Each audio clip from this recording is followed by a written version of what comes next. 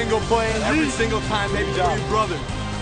It is a game of firsts as Minnesota State Mankato and Colorado State-Pueblo meet for the first time, each making their first championship appearance, each seeking their first national title, all from Sporting Park in Kansas City, Kansas, the first-time host of the Division II Football Championship presented by Northwestern Mutual. Colorado State-Pueblo was the number 8 team in the country at the end of the regular season. The Thunderwolves went 13-1. Minnesota State Mankato was the number 1 team at the end of the regular season. They are 14-0 as they square off for a chance to win their first national championships. How did they get here? Semifinal matchups. Minnesota State Mankato, that great offense, blew out Concord. Colorado State Pueblo's offense had been on fire, but they got into a slugfest with West Georgia, but came out on top to make it to the national championship. Both teams making the title game for the first time. Delighted to have you with us from Kansas City. Adam Amin, John Congemi, Quint Kesnick in a moment as well. Very excited to be here and see an opportunity. Don't always get this opportunity to see a team win its first title. We get that today. It's so exciting to play for a championship, Adam. That's why you put in all the hard work. The coaches, the players, the fans get excited. Everybody travels to one destination, and you'll remember this day, win or lose, for the rest of your life. So that's why you want to be relaxed. You want to go out and play your best on such an important game. Talked about Minnesota State, very good offense, couple of different quarterbacks, but Ricky Lloyd is at the forefront. He's the guy that makes this offense go because he has the moxie it takes to play quarterback. He's athletic, he can throw it from the pocket, he has great accuracy, 20 touchdowns, only 6 interceptions. He buys time, and he has a knack for making plays, and he has that swagger you like to be in your leader.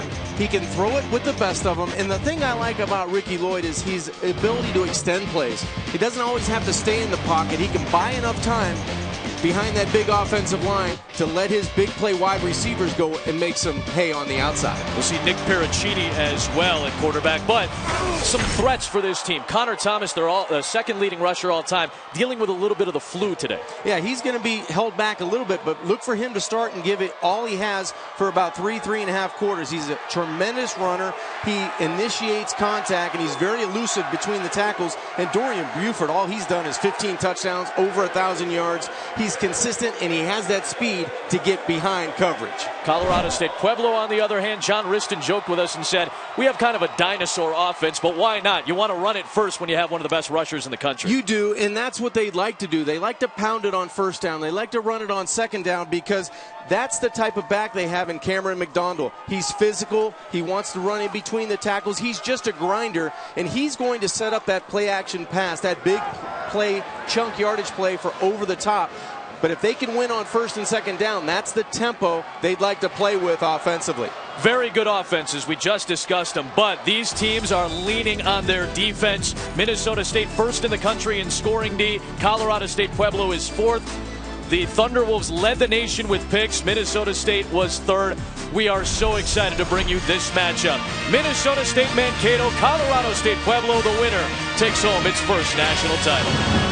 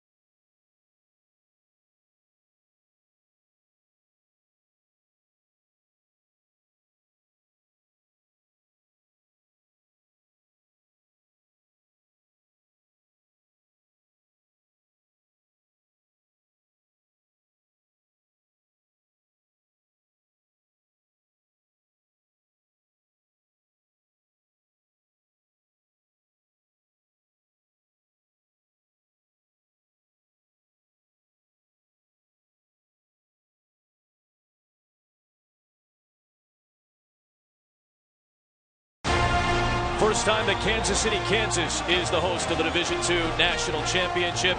Adam Amin, John Congemi, we get set for Minnesota State Mankato and Colorado State Pueblo. Let's join the third member of our team in Quint Kesnick.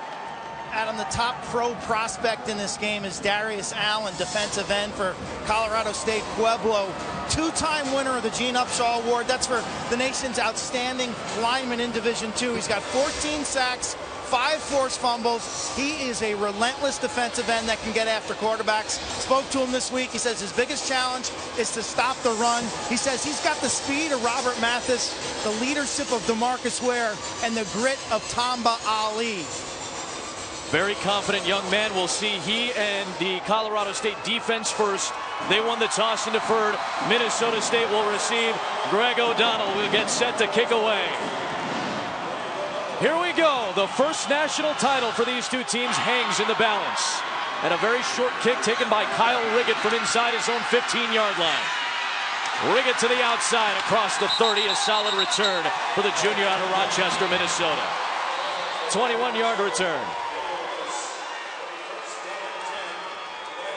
So we'll see Minnesota State Mankato, the Mavericks on offense first. #1 team in the country in the final poll. Co-champs of the Northern Sun Intercollegiate Conference, coming off a 47-13 semifinal win. Ricky Lloyd is their top of 2 quarterbacks. 11 starts on the year. The transfer from Southern Miss likes to throw it from the pocket, but he's not afraid to use his legs as well. 3 receivers set to start the day. We'll see a lot of this. Ricky Lloyd running into Joe Rosenbrock, and he'll pick up 4 yards to start the day for Minnesota State Mankato. Let's take a look at some key matchups today, John. And first off, very good offensive line led by the left tackle Chris Reed against Allen. Yeah, that'll be a matchup. Chris Reed, the left side, against Darius Allen. That'll be something to watch for 4 quarters. And then on the outside, Dorian Buford, the wide receiver from Minnesota State Mankato, going up against C.J. Roberts, 2 highly skilled individuals on the edge. On 2nd down and 6, Lloyd zips one. And down at the 41-yard line is Buford with his first catch of the day. It'll set up 3rd down and 1. Minnesota State Mankato, multiple quarterbacks in an offense that was 7th in the country in scoring, 43 points per game. They've scored a touchdown on 10 of their 14 opening drives this year, including 4 straight games. Now, Minnesota State Mankato, they like to go big. Nicholas Coy will come in. He'll be the extra lineman, and he'll be lined up as a tight end. So they're going to want to go big and downhill in these situations. Against a very good 3rd down defense in Colorado State Pueblo. Off the fake, Lloyd gets rid of it, and Rosenbrock will grab Bryce Duncan and prevent him from getting the 1st down.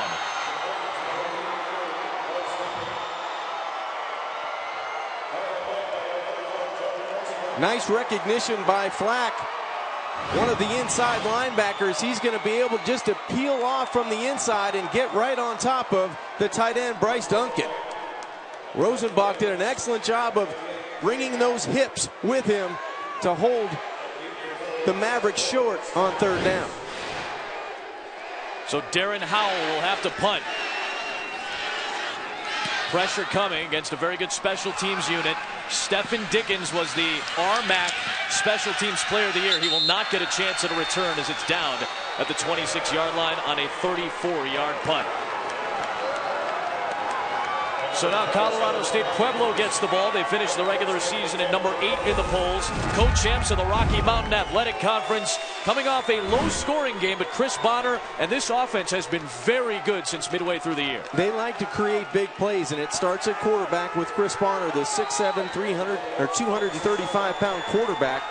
He keeps his eyes downfield. Nothing really bothers him, and he's got great vision at that size. So look for him to move himself within the pocket. He's not going to tuck it and run. He's going to deal from right in the pocket. That tall frame, that big arm, sending a shot downfield, and it's intercepted. Justin Otto with the pick as Paul Browning was trying to go up top.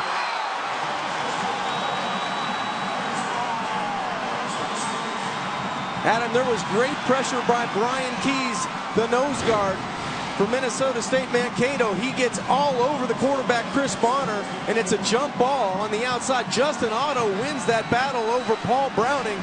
This is just terrific defense. Watch him position his body, get right on the hip of the wide receiver, and go up and take it away. Remember, Colorado State Pueblo leads the nation in picks, but Minnesota State Mankato is 3rd. That's their 26th interception this year. And they take over after a 3-and-out from their own 32-yard line.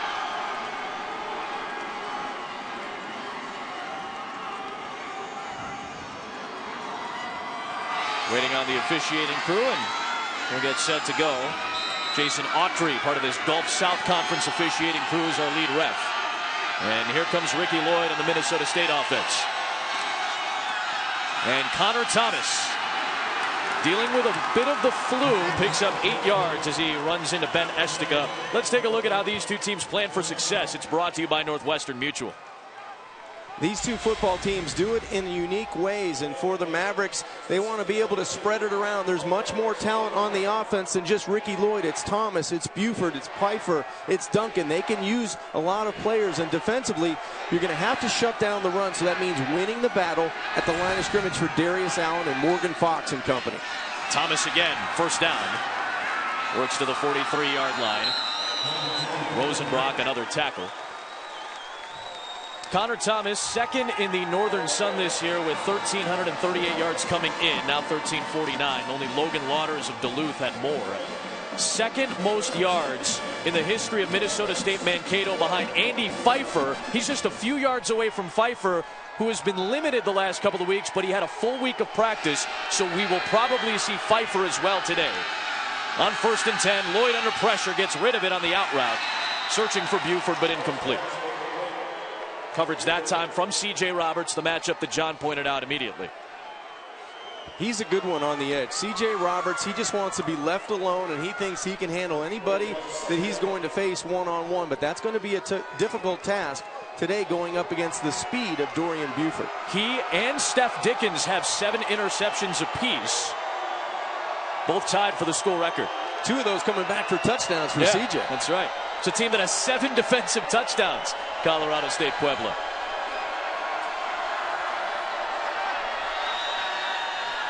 Thomas on second down, slithering through to the 47-yard line, ran into Laron Tarkington, and it sets up 3rd down and 7. Minnesota State Mankato, 11th in the country, or I should say, my apologies, 31st in the country on 3rd down this year. They want to go a little bit more downhill against a good 3rd down defense. Yeah, a little less zone read today with the quarterback and Connor Thomas, and a little bit more pound you north and south with this big offensive line. But in a situation 3rd and long, look for the pocket to move and look for Ricky Lloyd to use his athleticism at quarterback. Setting up the screen for Bryce Duncan, who kept his feet but could not get away from the second surge. Good second effort by Seth Brown, who missed initially and then recovered. So a 3-and-out to start the day, and now a 1st down and out for Minnesota State Mankato. This high-powered offense going up against a very good Pueblo defense. And Steph Dickens will step back to return once again. 3 punt return touchdowns this season for Pueblo. 2 of them have come in the playoffs. Dickens has 1 and Daniel Wise has the other. Dickens back there, he has 2 on the season. He led Division II in punt return average with 20 a kick. Good shield that time for Darren Howell and a high deep punt. And a great bounce. It'll land inside the 5 at the 3. Excellent punt by Darren Howell to pin the Thunderwolves deep. Long field in front of Pueblo when you come back.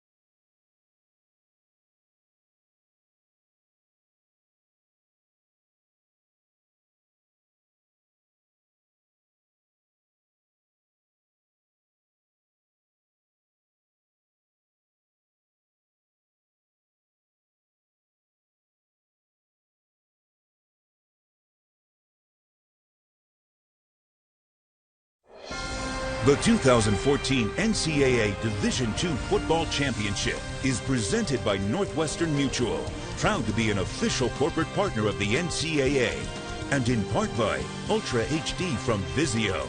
Nothing is more captivating. For the first time since 1985, the championship in Division II is not held in Florence, Alabama. Some great moments. Cody Gross for North Alabama storming the field after Northwest Missouri State won in 4 OTs. There's Brian Kelly after he led Grand Valley State to a title. And last year, Northwest Missouri State winning the championship. And this year, it's the 7th different city to host the Division II finals. Kansas City, Kansas, beautiful sporting park, the home of Sporting KC from Major League Soccer. This will be the host through 2017. Beautiful place and got a great day for football. These two teams excited to be here. Done everything they needed to do in the regular season and the playoffs to get to this championship point in the season. Long field in front of the Thunderwolves of Colorado State-Pueblo. Here is Cameron McDonald, 4th leading rusher in the country, bottled up after a short gain. And when the Thunderwolves are on offense, here are the impact players to keep an eye out for as you watch. Well, after you see McDonald run the football in between the tackles, you want to go outside to Duncan and Browning. That's going to be a matchup for Hancock and Corey Brent at the safety positions.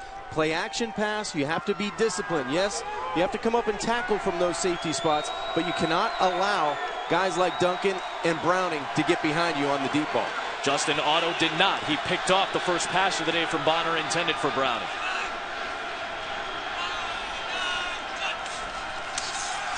Bonner right back to Browning, and the comeback route is complete for a first down across the 20-yard line. Otto ran him out of bounds after an 18-yard pass play to the guy who's only playing his 8th game this year. He's dealt with a knee injury most of the season. Terrific route. Watch 17 Otto. He's going to lose his footing as he tries to break back to the football, and Browning just goes up, catches the football, and gets out of bounds. That's a matchup they may want to exploit, with Browning on the outside against Otto away from Harris, the other corner. He tore his meniscus in warm-ups before the 2nd game of the year against Sam Houston State, a game that Pueblo won, but ended up missing 7 of the next 9. He's caught 37 passes in 8 games this year. Setting up the screen on the tunnel for Browning, but incomplete. And it brings up 2nd down and 10 on a back foot throw by Bonner, who's 1 of 3 to start the day. 2nd down. Footwork is good in the pocket when there's a clean pocket. When he has to move and readjust, sometimes that 6'7" frame gets the better of him. Right here, he should not continue to drift away from no one. Just plant that foot in the ground and get the football off a little bit cleaner and more accurately. A 6'7" skinny pole stiff, as described by his head coach, John Riston. But he's got a rocket arm. Yes, he does. He can throw it. On 2nd and 10, give to McDonald with a lead block from his redshirt freshman fullback, Grant Neal. Locked up, though, at the 25-yard line by Tyler Henderson, the team's leading tackler. Henderson, the junior out of Mankato. By the way, you're going to see some really good lettuce in this game. One of the best heads of hair you're going to find belongs to Tyler Henderson. Hometown hero, a lot of local pride playing for the Mavericks, his hometown team. The son and brother of Mankato graduates. He bleeds purple. His best friends are up front. So far, Minnesota State Mankato has done a great job of dominating the line of scrimmage, allowing those linebackers to make some plays. Duncan made it a trip set on the far side. There is Duncan on the catch, shy of the 30, and got slammed down. The ball came loose as Rob Myers lifted him off the deck. He was ruled down after a 6-yard gain at the 30, but Myers, the junior out of Ankeny, Iowa, an FBS transfer from Iowa State, with a big tackle. Yeah, huge tackle on the outside by the junior, Rob Myers. He goes and picks up Duncan, slams him to the ground. The ball almost came out before he hit the ground, but the officials made the right call on the field. Good pressure on the play by Joshua Gordon. He's their playmaker up front for the Mavericks. Ken Kester was 5th in the country in punting average. He'll kick away to Austin Ryder, who has a punt return touchdown this year from the 29-yard line and nowhere to go. Great special teams coverage by Pueblo. Scoreless nearly halfway through the first.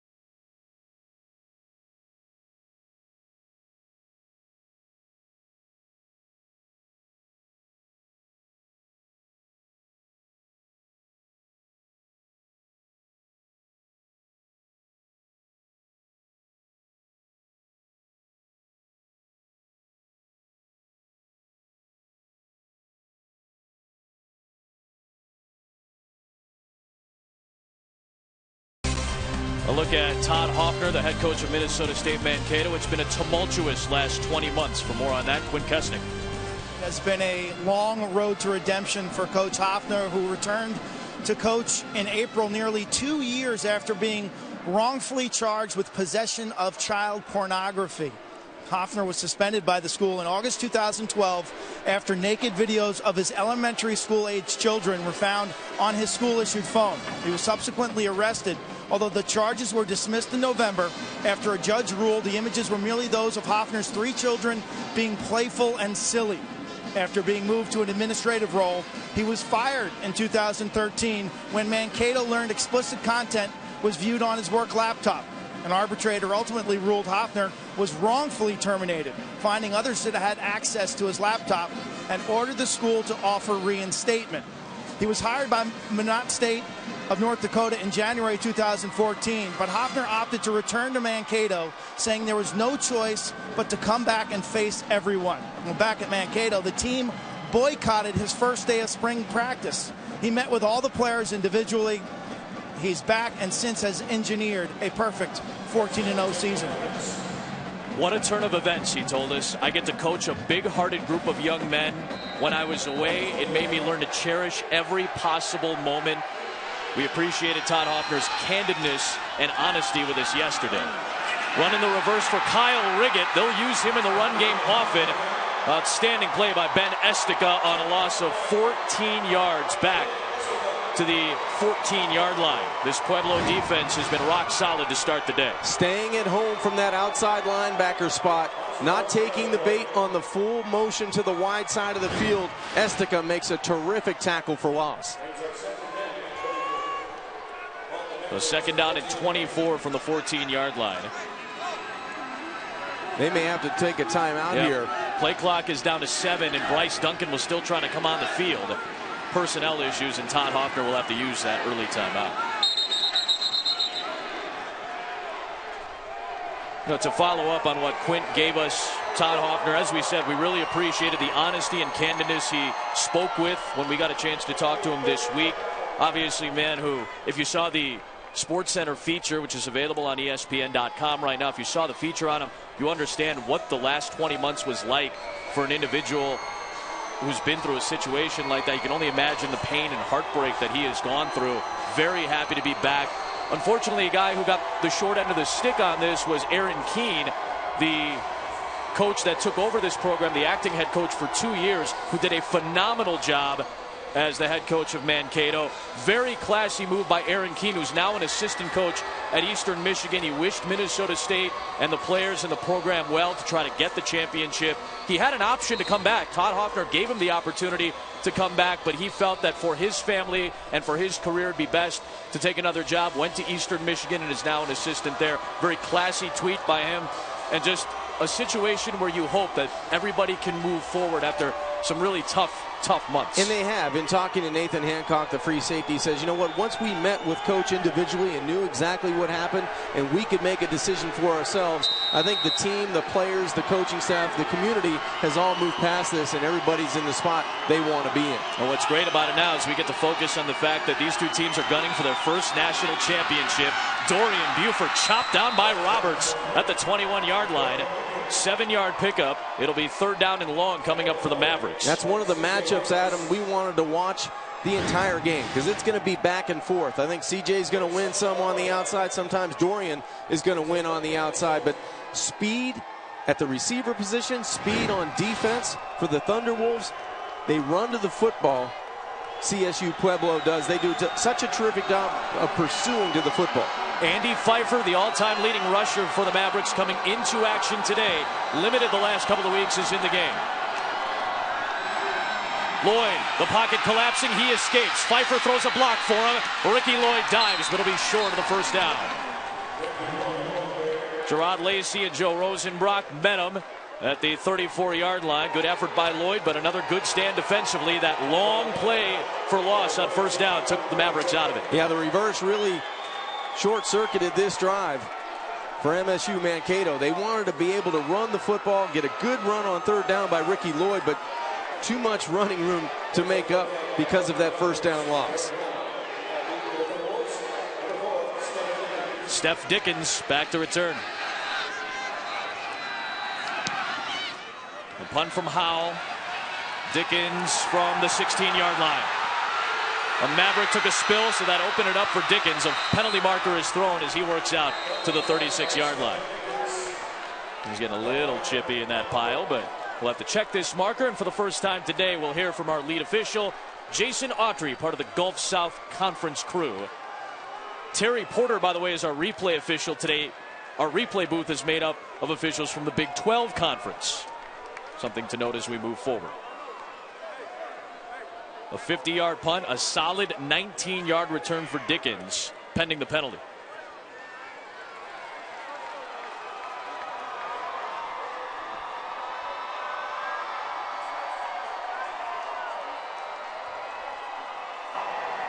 During the return, illegal block in the back, return team, 10-yard penalty, it'll be first down. That'll move it back near the 25-yard line. First national title belongs to one of these teams at the end of the day today here in Kansas City, Kansas. Pueblo and Mankato scores.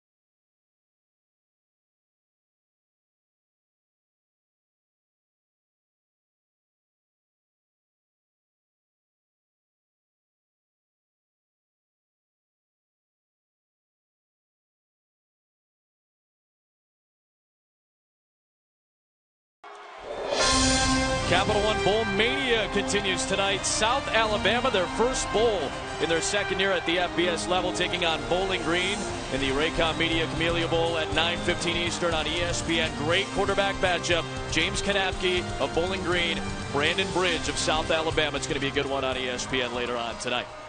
Bowl season is upon us. Sir. Championship season today. Last night, a win for UW Whitewater on the Division III level. Some FCS semifinals going on. Division II championship here in KC. First and 10 from the 20-yard line for Colorado State-Pueblo. Cameron McDonald trying to penetrate, and he'll get a couple. Let's take a look at our Northwestern Mutual planning for success on this side of the football, John. Well, so far for CSU Pueblo, it's been tough to pound the football, but they want to do that. They want to be able to win 4-3 yards on first down, because then that opens up the play action pass. So be physical on first down, and that should open up the passing game. And for the Mavericks on defensively for MSU Mankato, nothing easy. Keep everything in front and don't allow Chris Bonner to throw that one pass that turns into 6 points over the top. Second down and 7, deep drop to let routes develop. It's a long speed out, and it's caught for a first down by Browning. Out across the 35 to the 37-yard line. Let's go down to Quint Kesnick. Guys, two observations from field level. First of all, Colorado State Pueblo struggling with the two defensive tackles right now from Minnesota State. Barry Bollinger, 28, 300-pounder. Brian Keys, 77, another 300-pounder inside. They've had no success between the tackles. Browning on the outside, though, with a serious size advantage, and he continues to bully his cornerback. First down and 10. They're running towards that spot, and Bollinger and Keys both in the thick of things. Marcus Gooden helps make the tackle after those two do such a nice job of plugging the hole, John. And Colorado State-Pueblo has some offensive linemen in the middle that are a little undersized. I couldn't agree with you and Quint more. I just think that right now, Minnesota State Mankato is winning that battle at the line of scrimmage against maybe a lighter, not as physical bunch up front for CSU Pueblo. They've done a nice job dominating on first and second down, and they're going to force Chris Bonner to beat him from the pocket with his arm. Keys came off. You saw 94 Alex Vesper check in. Wildcat for McDonald. They do this a lot, and he's got nowhere to go after the botch snap. It'll be a yard gain. It sets up 3rd down and 7. Minnesota State is a very good defense, too. Pueblo gets a lot of the play because they've really leaned on it. But remember, this is the #1 scoring defense in the country in Minnesota State Mankato. And Joshua Gordon off the edge is a big reason why they've had a lot of success to set it up for the backfield. He's done a terrific job in getting to the quarterback. 17.5 sacks. He has 21 tackles for loss. Remember, this group as a team, 83 tackles for loss, 41 sacks. They know how to get after the quarterback, and Chris Bonner's not a guy that's going to run around and buy you time. Showing blitz. It's a delayed action. A throw over the middle is nearly intercepted. It's incomplete, nearly picked off by Keys. A penalty marker is thrown. Make that Myers, I should say. We'll have to check this penalty marker coming up. Myers is a very good defensive linebacker, has 3 picks this year. Holding, defense, number 27. 10-yard penalty, automatic first down. But Myers got called for that holding penalty. He was in on the action trying to pick it off, and the flag was thrown when he made that action. Well, it looked like Myers was around the waist of the receiver down the field. There he is coming across. He has his hand around the shoulder pad, and he was the one that tipped the pass. It looked like they were trying to get to the outside. A lot of incidental contact to me on that play anyway. That didn't look like pass interference. So it sets the ball at midfield, 1st and 10. J.B. Matthews is into the game, junior out of Aurora, Colorado, as the back behind Bonner. It's the 4-man rush, and incomplete for Trent Thompson over the middle. A solid pass receiver, had 20 catches this year, but could not corral that one. And it brings up 2nd down. That time, Colorado State, Pueblo, the offensive line, did a good job in providing Chris Bonner with some time. But Barry Baldinger, he's one of those defensive tackles that is going to pressure the pocket. Looked like he was held on that last play. So watch the 2 interior players for the Mavericks defensively. Keys and Baldinger, they will be key in pushing the pocket into the tall 6'7" quarterback. 2nd and 10. Off play action. Bonner rolling away from his arm side. Look at him just flick the ball downfield for Browning, and it is caught at the 35. You could not have any better coverage than Ramil Harris did on the outside of Paul Browning. This is a great throw by Chris Bonner. We said he can't move, but he can move a little bit. That's just a flick of the wrist in a tight window on the edge of the field. He gets on his toes, squares that shoulder, and just throws a dime to the outside. Browning, 6'3". Harris, 5'10". Advantage goes to the senior out of Widefield, Colorado. First play in plus territory on either side, and it is a carry for J.B. Matthews as he picks up 4 yards. Works his way to the 31-yard line. Can this Pueblo offense run the football against that big front of Minnesota State? Zach Martinez is their left tackle. He had to take over for Austin Payne, who injured his knee in the preseason. And then Chance Rodriguez is their left guard. He had to take over for Trayvon Lewis, who was lost after 5 games this year due to a knee injury. So they had to replace the left side of their line. McDonald across the 30. Sets up a manageable 3rd down coming up here. It's not a flashy running game, Adam, but they have to stick with it because that draws everybody in purple towards the line of scrimmage. Is going to make it easier for Duncan and Browning on the outside be able to run those routes in man-to-man coverage and allow Chris Bonner to deal from the pocket. 3rd and 2.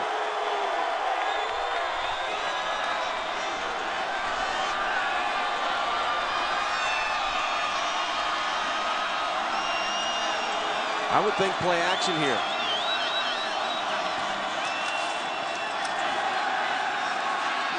Lofting it downfield and incomplete for Marche Denard. He was lined up as a fullback that time. You called it right on 3rd and 2, gunning for play action. They sent Browning down the middle of the field and hoped that the wheel route would be open.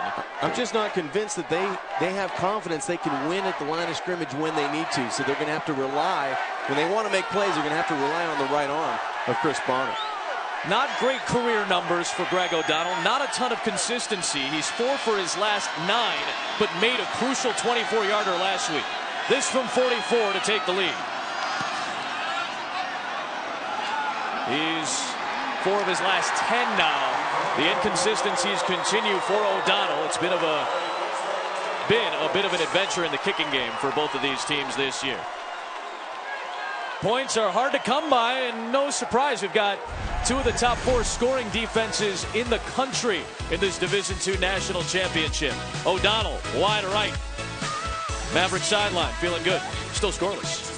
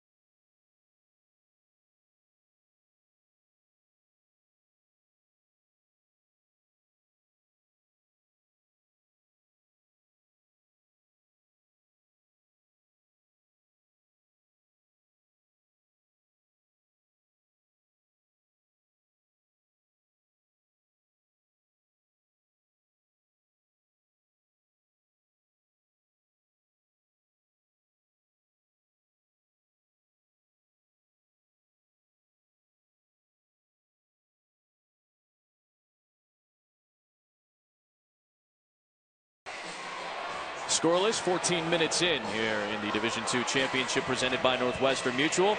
And ESPN's NCAA Championship coverage continues tonight with the Women's Volleyball Championship from Oklahoma City. BYU searches for its first national title. Penn State tries to set a new Division I record, gunning for its 7th at 7:30 Eastern on ESPN2.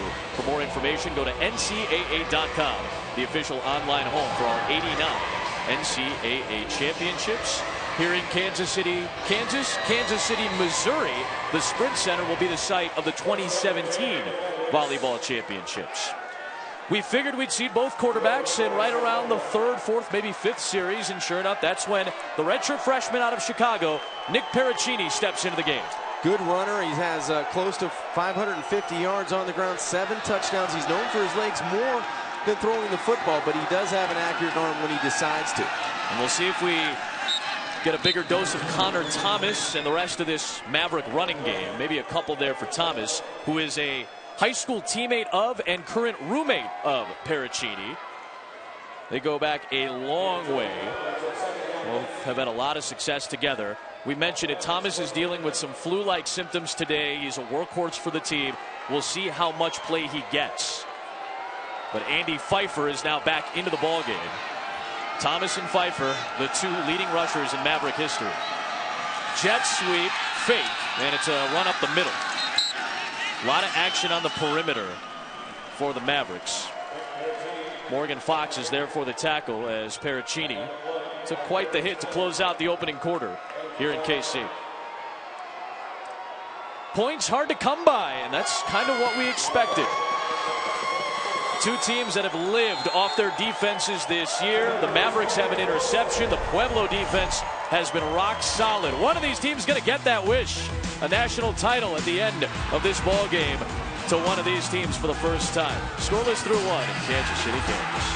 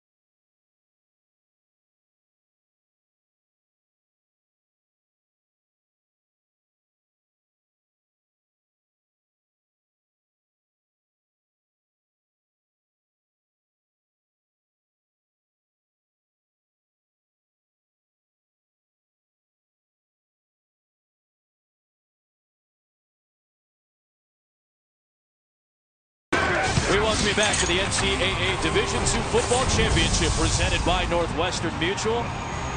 Two teams that lived off their defenses this year. Colorado State-Pueblo and Minnesota State Mankato scoreless through 15 minutes. We showed you this graphic right at the top of our show, and we'll show it to you again because it bears repeating. Already one interception for the Mavericks in this ball game. They combined for 11 defensive touchdowns. What did you see in that first quarter that prevented us from seeing any points? Well, I think for Minnesota State Mankato, they have to do a better job on first down. They've been a net 0 in terms of yards on first down. They had the -14. They've had a run of 4, a run of 8, but they have to do a better job of managing the sticks, and they have to find a way to stay on the field here on third down. Third down and 5. Pericini taking a shot for Buford, who twists around, makes the catch, breaks a tackle, and steps out inside the 40. That's my guy on the outside, Dorian Buford. You called it. He's the guy that has to be able to change the complexion of the game on the offensive side of the football. He does a good job on Floyd turning him around, but he adjusted the football perfectly. You got to get him the ball. After the longest play of the day of 29 yards on either side, the tempo gets picked up, and on the edge, a catch by Austin Ryder. Made the grab at the 32-yard line for 7 on the play. So suddenly getting going. Yeah, Pericini came into the game, and he's known for running the football, but 2 big plays with his right arm. He's got a 64% completion rate. The numbers are very similar between he and Ricky Lloyd. Off the fake, batted at the line of scrimmage, and it falls incomplete. Tipped up by Sam Singleton Jr. There's Josh Bradle helping out on that play. The long-haired Bradle, who's been a 6th-year man for this team, coming up with a big play to bring up second down. And at 6'8", it doesn't take much for him to get in the passing lane. Third down, rather, and 3 coming up. With Pericini in the game, you can really do more of that zone running scheme that they've done throughout this year, MSU Mankato.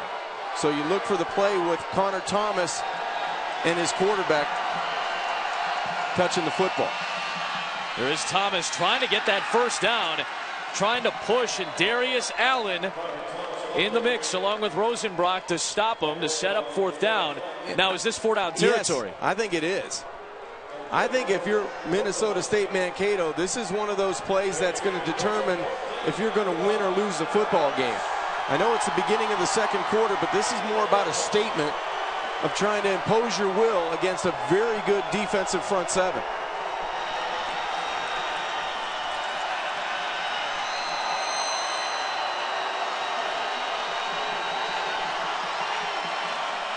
Thomas pushing the pile, and he looks like he's got enough for the first down to the 28-yard line.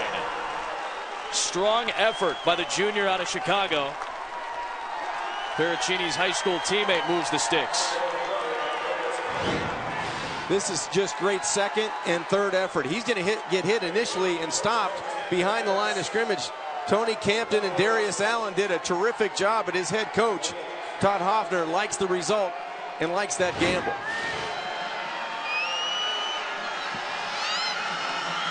Fresh set of downs from inside the 30.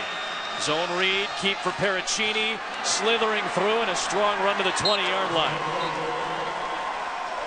Well, that's a great job by Petruccini, really slithering, as you said, Adam, close to the first down. 2 missed tackles on the play. Morgan Foss and Flack from the linebacker spot could not corral Nick on this first down run. There's the shoestring tackle that misses, and a good effort of really twisting and contorting his body towards the goal line. He gets it down to the 20-yard line. Both quarterbacks, Lloyd and Pericini, have dealt with injuries this year. Both have started games over the course of the season, but Lloyd has started the last handful, including all the playoff games. Pericini got grabbed and thrown back by Estica.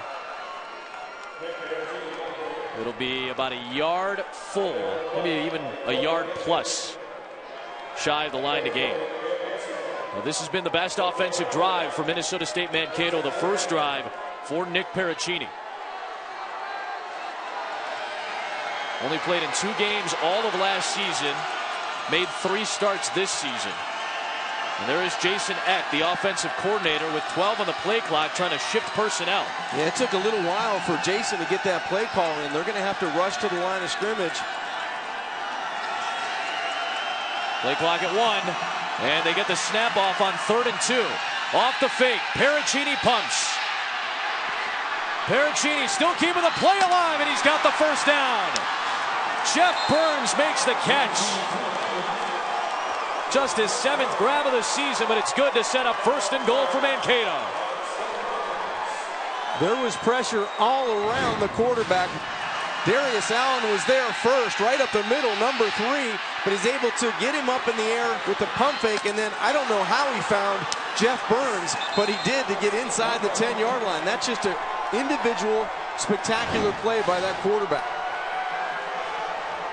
They've done better on 1st down since you called for it, John. 1st and goal here. Thomas. And a good open field tackle in the backfield by Josiah Flack. Senior out of Littleton, Colorado. It's a loss of 2 yards. So just when we said they were doing better on 1st down, 7 yards, 8 yards the last couple of plays, they lose 2 on 1st down here, 2nd and goal. But that's been the key to this, to having this type of success on this drive. They've been able to create positive plays back to back to back. They're able to string some positive plays together, and now they're in the red zone. Now you have to be able to spread people out. And I'm looking for Dorian Buford one-on-one on the outside. Now they're going to bring a safety over. That's who I'd look to in the red zone. Bottom of the screen with press coverage. Pericini goes the other way, and that pass might have been deflected at the line of scrimmage. Looking for Riggett. It started to flutter a little bit, and Riggett had to try to come back to the ball, and it sets up 3rd and goal. Tip pass at the line of scrimmage. There's a couple in this series. See if it's, yeah, there it is. Just a good play by Morgan Fox. We talked about his size at 6'8". That's the 2nd time he's been able to get his hands on the football. 2nd in the RMAC with 11 sacks, right behind Darius Allen this season. 3rd and goal. This could be quarterback draw. They're trying to spread out this defense. Pericini firing very short. It is caught on a tumbling catch by Ryder, but it is ruled incomplete. And it'll set up a field goal try from about 27 or so, coming for Alden Hafar. Let's take a look, because this would be about 5 yards here, and it is clearly incomplete. That would help for about 5 more yards to make it easier on the former Iowa Hawkeye. Alden Hafar has made 5 straight since missing 4 in a row, so in a good streak, and he's made all 10 inside of 30 yards.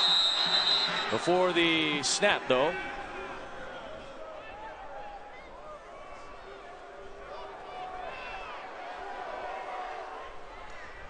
Ruling on the field is an incomplete pass. The previous play is under review. well, not sure what the replay booth was looking at. It is a Big 12 officiating crew in the booth, in the replay booth, so they'll get a look at what we saw. They'll see it's an incomplete pass, and we'll get ready for a 27-yard field goal try.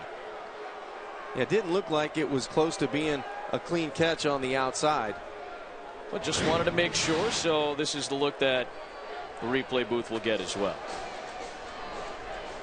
Yeah, clearly incomplete.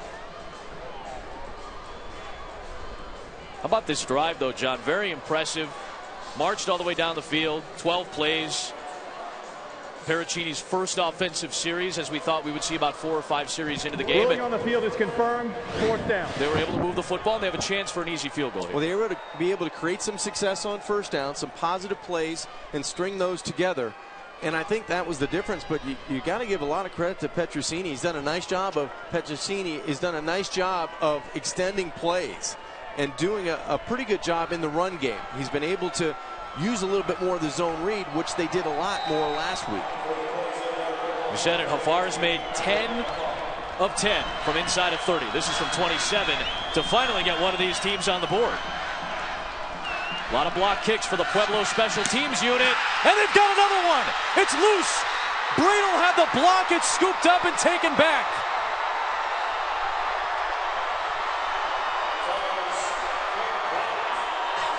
Steph Dickens recovered it. Another block kick by this Pueblo special teams unit. They've been rock solid all year. That's 7 on the season.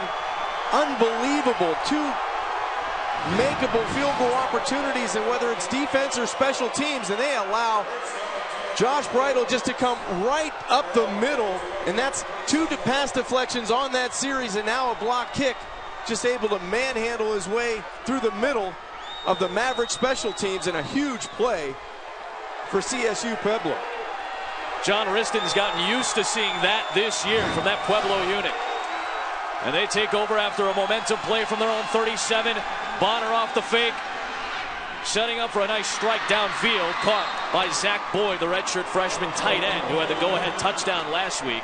Picks up 9, and we check in with Quick Keston. Adam, you think about that blocked field goal and the video review that happened, sending Hafar to the sideline. He had to go through his whole routine.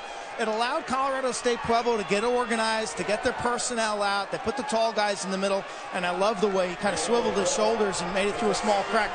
With 9 and 7 inside, that is some serious height they put against a field goal kicker. And no doubt about it, Morgan Fox, Josh Bradle, a lot of guys who just carry a lot of size.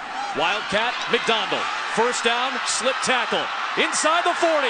There's the speed of McDonald, and he's finally dragged down by the redshirt freshman Corey Brent.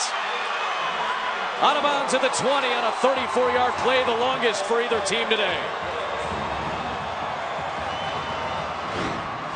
McDonald goes Wildcat, and a missed tackle by Marcus Gooden on the outside there, 48.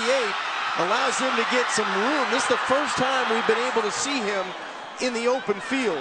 Normally he's in between the tackles, but he makes somebody miss, and this is what he does best. Just get what's out there, what's available. And now CSU Pueblo inside the red zone at the 20. The 196-pound pinball sets up Pueblo at the 20. Bonner to nobody in particular in the end zone except the Maverick and Corey Brent back there. Might have been an option issue there between he and the receivers. Well, I think he was trying to get to Paul Browning at him, and I think he was in traffic in the middle of the football field, could not get back to his route, his intended route, which would have taken him into the end zone.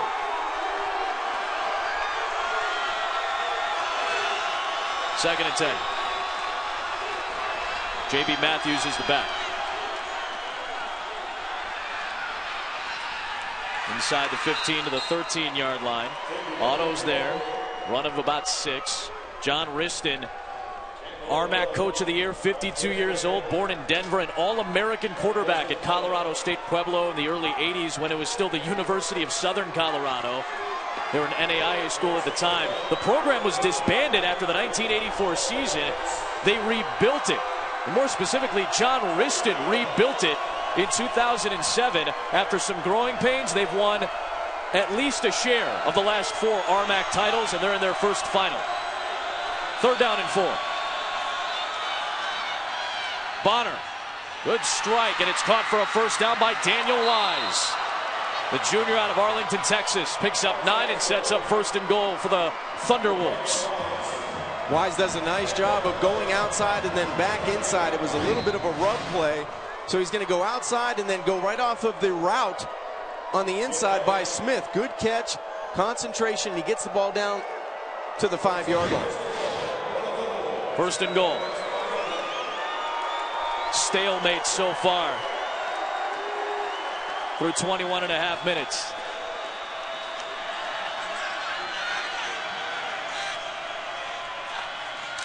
McDonald, Neal, the lead blocker, maybe a yard. Chris Flagel, the senior, the middle linebacker spot there for the tackle. Sets up second down and goal. And there was a small crease, but boy, does this MSU Mankato defense run to the football quickly. Fly, huh? They do. They run to the football, and it's going to take that to keep Colorado State Pueblo out of the end zone. McDonald averaging 6 a carry. I think they might go play action here, Adam, on second down. They've got Browning and Radabaugh, the receivers, towards the top. Lofting, Radabaugh, and it was just overthrown. Justin Otto had that coverage, and it sets up third down and goal. And I think Chris Bonner knew he had what he wanted.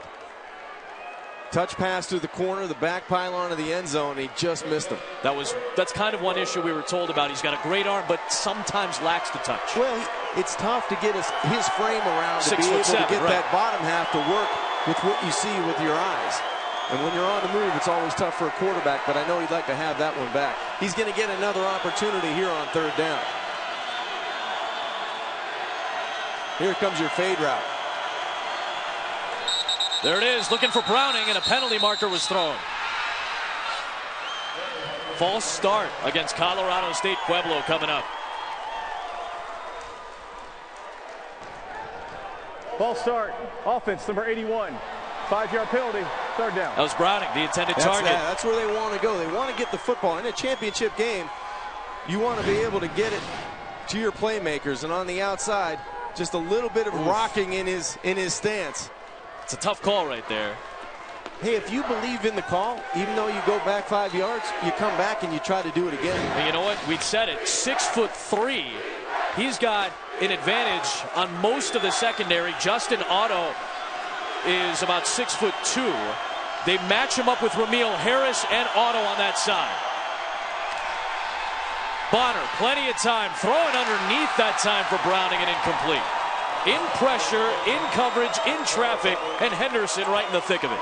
Boy, you talk about two great defenses at the Division II level. Man. These two defenses have been stout. When they needed to come up with big plays, either in special teams, deflected passes, keeping offenses out of the end zone, both of these teams have done an excellent job. O'Donnell has missed once today. It was a deep field goal from 44. This from 27 yards. We're trying to get it. The Thunderwolves on the board. And we have our first points of the day past the halfway point in the second. Momentum play for the Pueblo defense, their special teams unit. Josh Bradle came up with the block. The scoop by Dickens the other way to set up the field position. And the long wildcat run by McDonald. Got them going. They got 3. They've got the lead.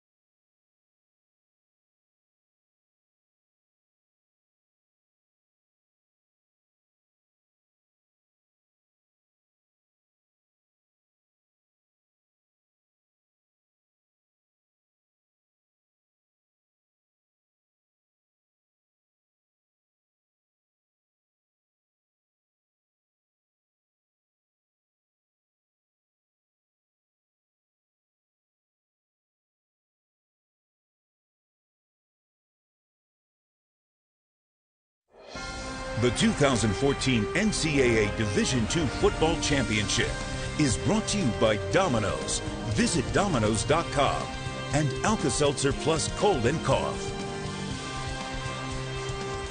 Minnesota State Mankato took a team visit to the Kansas City Veterans Hospital this week. The NCAA has done a great job committing teams to a community engagement event at every D2 championship. The Vets were also invited to the game today. They helped actually unveil the flag in the pregame for the national anthem alongside soldiers from Fort Riley. Great sight to see here at Sporting Park in Kansas City, Kansas. There's some kids from the Boys and Girls Club in attendance today with the soldiers and the veterans. A great week for these kids. Minnesota State Mankato got to practice at Iowa State over the course of the week.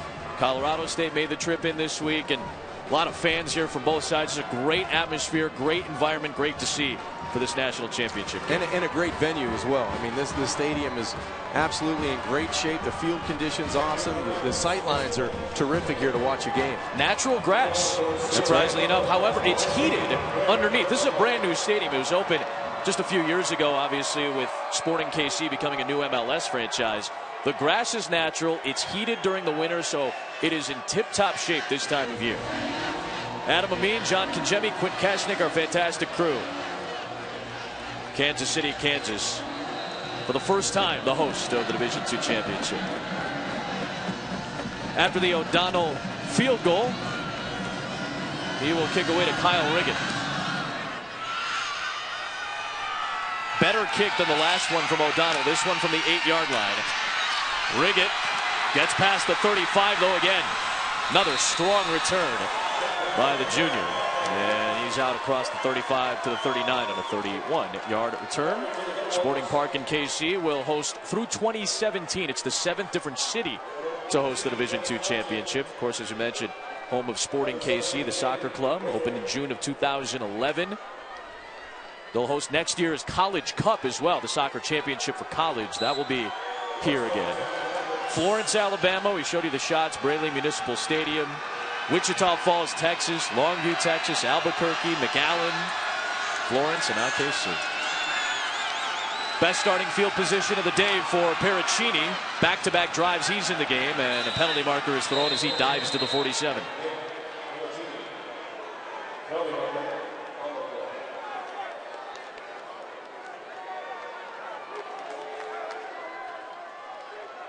Holding, offense, number 63. 10-yard penalty, first down. Josh Meeker making his 51st career start, the senior at center. Meeker right here, he's going to be the guy in the middle of the screen, right where it starts, and he's going to get those hands up. You can see the jersey pulling on Tony Campton, the nose guard, with that left hand, and that's going to draw a penalty. Very experienced, very high chemistry offensive line for Minnesota State Mankato.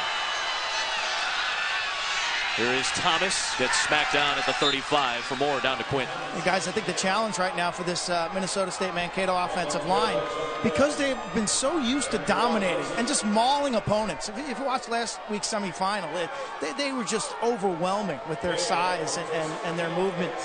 The challenge, I think, is mental right now, because they've met a defensive front that can stand toe-to-toe with them for maybe the first time all season. Darius Allen, Tony Campton, Morgan Fox, outstanding front three in a speed 3-4 defense for Colorado State. Second down and 15, Pericini throwing the screen for Thomas. Chased by Allen, grabbed by Allen, and brought down shy of the 40.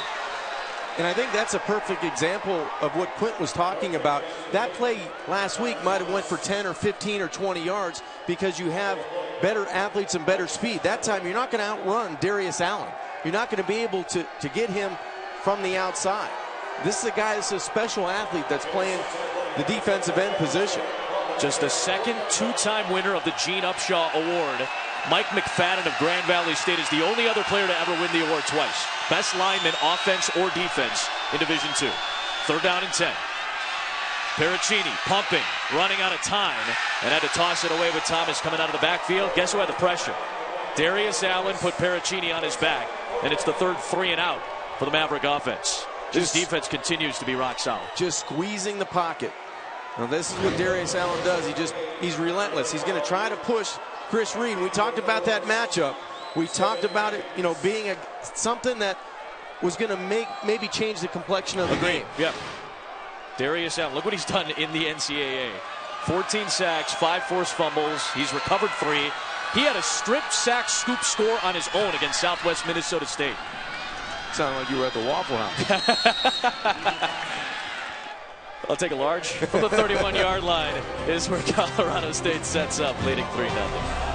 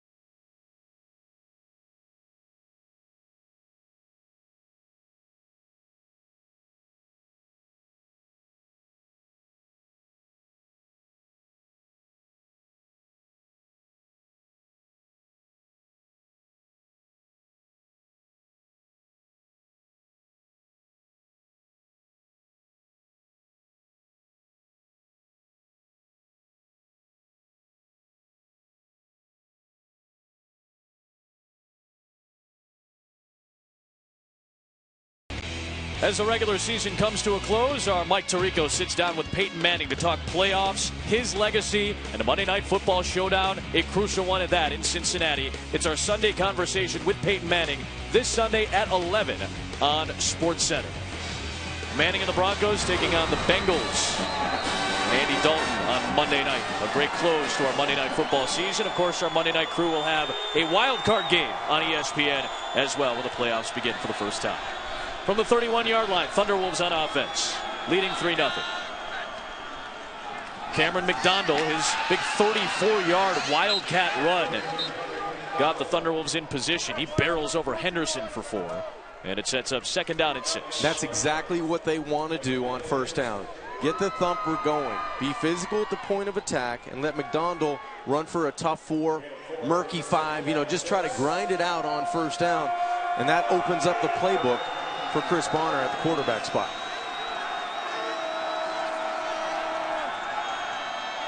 Second and 6, back to McDonald. In the open field, slips one tackle and might have had the second effort for the 1st down. They'll put his knee down at the 40, so it'll be 3rd down and 1 coming up here. And Cameron McDonald will step off. He and his brother are both running backs for this Thunderwolves team. His freshman brother Bernard, who had a big role in last week's game-winning trick play touchdown. There's Bernard. They're both students at Columbine High School in Littleton, Colorado. They thought they had played their last game together in the state championship when both of them had big games, but Bernard followed Cameron to Pueblo. Can they move Brian Keys and Barry Baldinger in that middle? Ballinger. 3rd down and 1. Matthews is the deep back. He'll get the carry. Good lead block thrown by Grant Neal, the redshirt freshman fullback. Campbell finishes the play, but 4 yards picked up by the junior out of Aurora, Colorado, J.B. Matthews, who's dealing with a broken bone in his left hand. Well, that was a nice spin move at the point of attack. Going to the short side of the field. Watch him just contort his body, try to move away from the would-be tackler, Corey Brent, coming up from that safety spot. And now I would not be surprised if you see a shot play down the field here. Paul Browning split out to the wide side of the field. The offensive line shifts, making things tough for that gap-oriented Mankato defense. Shot play, play action. Bonner still alive. Lost the football. It's in the hands of one of his linemen. Diving forward, the left tackle, Zach Martinez, which is likely going to be his first career reception. He had to dive forward, and Joshua Gordon, whom we haven't talked about a ton today, but know he's a great defensive end, had the pressure. Yeah, he was the one that had the pressure and got the right hand on Chris Bonner when he was trying to throw the football down the field, and Zach Martinez does an excellent job of just corralling the football. He got an assist by his partner, Gary Dixon, but he was able to hold on to the football and make it a positive play. Luckily, for probably his first reception of his career, but luckily they hang on to the football. That could have been disastrous for the Thunderwolves on offense. Yeah, it was Gordon who brought that pressure and nearly jarred that ball free. Gordon had 17.5 sacks this year. That's a Mankato record. 2nd down and 9.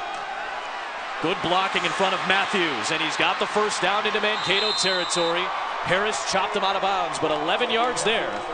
For the Armac Offensive Freshman of the Year 2 years ago, he's been a productive player for Pueblo. Completely a different back than McDonald. Matthews has a little bit more of a burst, and a nice block by Coyle out on the outside. The center is number 71. He's able to spring the junior running back out of Aurora to move the chains. But just a good burst. He's a good changeup back coming off the bench. Good balance from Pueblo. 77 yards on the ground, 77 through the air. McDonald back in the game. Had a hole for a moment up the middle. It got closed by Colt Nero after a 3-yard pickup. 2nd down coming up. Darren Wilkinson is the offensive coordinator for Colorado State Pueblo in his 2nd season. They lost to Fort Lewis on October the 11th. That was their only loss of the season. The week after that, they sent Darren Wilkinson from the field up to the booth for the first time in his career. And since then, this offense has been a dynamo outside of that slugfest game last week. He is coaching his final game for Pueblo. He'll take over and be announced as the new head coach of Texas A&M Kingsville on Monday. Off play action to McDonald. Bonner with an open man inside the 30. It's a first down for Daniel Wise, who took a shot from Harris. But it's 18 yards to move the chains. Paul Browning clears it out, and Daniel Wise just runs an out route. This is a good combination route, right in the zone, right in front of Ramil Harris, the cornerback, and another nice accurate throw down the field by Chris Bonner. Senior out of San Diego, Chris Bonner, after a bit of a rough start, has been very solid. New quarterback is in, the junior out of Baytown, Colorado, transfer out of Abilene Christian, the 6'6", Malcolm Rubin. And look at the formation that they're snapping out of. And because of that, Minnesota State Mankato has to use a timeout. Likely something they've never really seen before outside of watching their tape. 90 seconds to play in the half. We'll step aside.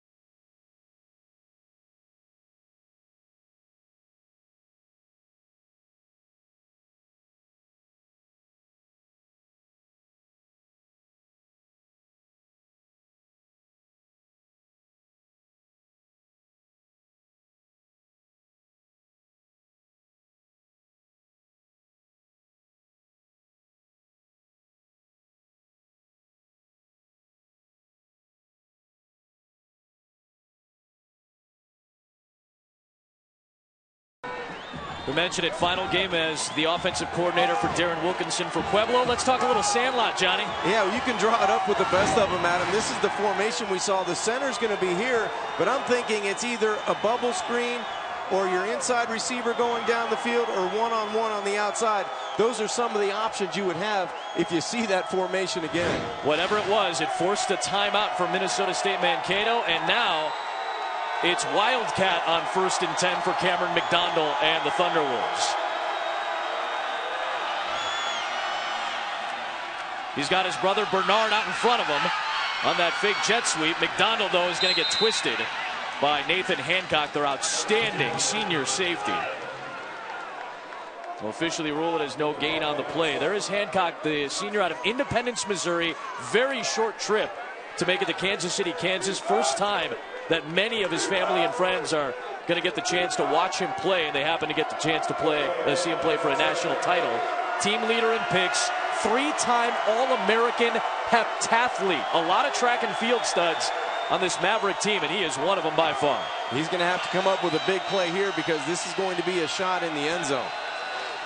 Fake pitch, pressure coming. Bonner tosses it away complete. It's caught by Boyd.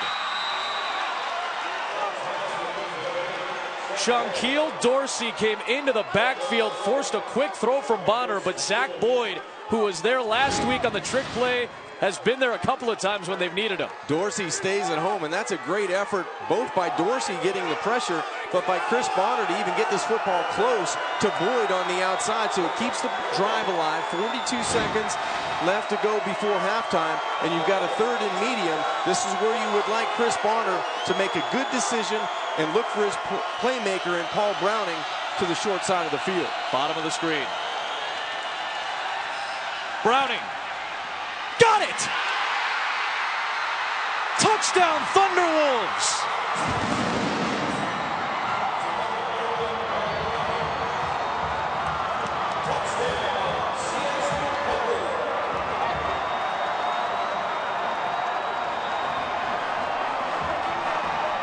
Remember the first pass of the game, Otto picked when he was covering Browning? Not this time. And you talk about the size differential. That's just a bigger body being physical in the end zone. Yes, there was some contact, but he's a physical player. No foul, no penalty on the play. And number 81, Paul Browning, just went up to get the football and take it away from Justin Otto. O'Donnell on for the extra point. Just the 8th game of the season for Paul Browning. We mentioned it. He tore his meniscus in warm-ups before the second game of the year against Sam Houston State. Ended up playing in the game and had 98 yards and a touchdown in Pueblo's first ever win over an FCS school. Mind you, Sam Houston State was playing last night in the semifinals of the FCS playoffs. Well, you talked about it. It's just a go route to the bottom of the screen to the short side of the field, and it's one-on-one with Justin Otto. The safety comes down and Nathan Hancock, so he's underneath the throw. And that's just a guy being physical in the back of the end zone. Nathan Hancock came down to give you a disguised look like he was going to blitz, but he actually took himself out of the play and allowed the one-on-one matchup to the outside where Browning wins over Otto. We said it, he missed 7 of the next 9 after that Sam Houston game, but he's had 4 touchdowns since returning. He returned for the first playoff game against Angelo State. You said he's physical. The guys he compared himself to when we talked to him, a guy who wants to play at the next level, Brandon Marshall, Des Bryant, guys who use their bodies to get position and try to strengthen, muscle their way through against defenders to get touchdowns. Just one of those guys, we saw it. You knew that last week when we were watching these two teams play, some of these guys are going to have to step up and make big plays. And in this offense, when you have such a quarterback that likes to throw the ball up and give your receivers a chance down the field, Browning and Duncan and Wise, guys like that, they have to make plays. And right now, Paul Browning's that favorite target on the outside. Remember, Pueblo gets the ball back to start the second half. So Minnesota State Mankato with 1 timeout and 37 seconds left. What would you like to see that's worked for them so far? Well, it all depends on what they get out of first down. If they can get production out of first down, I think you're going to see tempo, and I think you're going to try to see the ball down the field, because in a 10-0 game with 2 of these defenses, you have to be able to, you can't waste plays. You got to be able to take advantage even with 37 seconds left. So Ricky Lloyd comes back into the game. Pfeiffer trying to get something on first down. Dives ahead and works his way to the 29-yard line. Rosenbrock lost his helmet, so he'll have to come off for a play. Kevin Cuff will come in for him. 30 seconds left.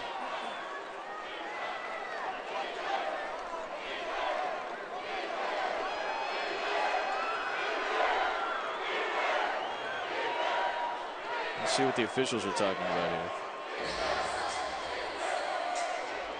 The clock did stop for the helmet issue that Rosenbrock had. Now it's got to pick up at the referee's signal, I believe.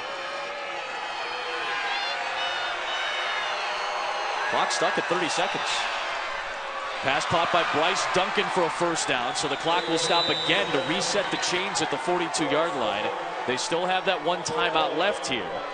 I think now you got to go. You got to get one more play down the field. You've got plenty of time with that timeout. Look for Dorian Buford to be involved to the short side of the field. It's the bottom, guarded by Roberts. Boy, Chris Reed might have gotten away with a hold on the left side of the line. And working his way out to the 48 is Pfeiffer. Picks up 7 on the play. And final timeout here for Mankato. So, Adam, you've got plenty of time now to throw the football anywhere on the field as long as it goes 10 yards, because you're without a timeout. That will stop the clock, and that should give you enough time to get up and be able to spike it to get your field goal unit on the field. Well, we talk about the Sunday conversation on SportsCenter. It leads into Monday Night Football. Andy Dalton and the Bengals trying to stay in the playoff hunt. They're atop the AFC North, which has been arguably the best division in football at 9-4. But can Andy Dalton get a primetime win? 2-9 in his career in primetime games, facing a guy who's never lost to the Bengals. Manning is 8-0 lifetime against Cincinnati. Monday at 8:15 on ESPN and watch ESPN. I tell you what, Adam, those numbers right there, you know, in prime time, you've got to do a better job if you're Andy Dalton. And then Peyton Manning, you're going up against the Sheriff. Let me tell you, this guy can sling it no matter where he plays. So let's see what Jason Eck's offense can do. The season-long and career-long for Alden Hafar is 51 yards. So you'd probably need to get to about the 35-yard line. You're probably 17, 18 yards away from getting there. And if you can pick it up in one chunk, you've got a chance to spike the football and get a field goal try. Lloyd running out of time, taken off. Clock is down at 2, and he gets hit hard in that pile, and that's going to take us to the end of the first half. But too much time came off the clock. Nothing there for Lloyd, but a 14-yard run. It will be Pueblo ball to start half number 2 in a game where points have been at a premium and the defenses have been fantastic. Let's talk with John Riston. He's with Quinn Kesnick. Coach, what has made the difference for your defense? Well, we're just playing fast, and you know what? They're getting in their gaps like they're supposed to, and we're handing them their sides with our speed. How would you best describe the impact of Paul Browning? He's the man. Thanks, Coach. 57-3 when they lead at halftime under John Riston. Halftime report coming up on the other side. A 10-0 lead for Pueblo. Hafar had a chance, but Moreno blocked him. That drive led to a field goal, and then to close the half, the big man, Paul Browning, with a touchdown. 10-0 Pueblo in the D2 National Championship.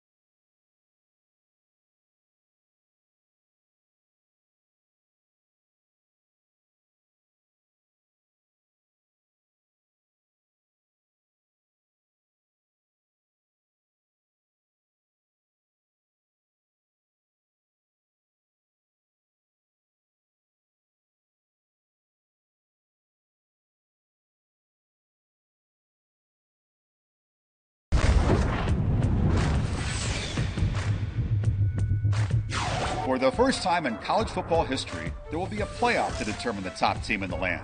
No more polls, computers, or mathematicians. 4 teams, 2 semifinals, and a national championship. The Fantastic Four was determined by a 12-member committee, former coaches and players, ADs, a lieutenant general, and a former Secretary of State. Florida State has 29 straight wins and a lightning rod quarterback. This year's Heisman Trophy winner leads a potent Oregon attack.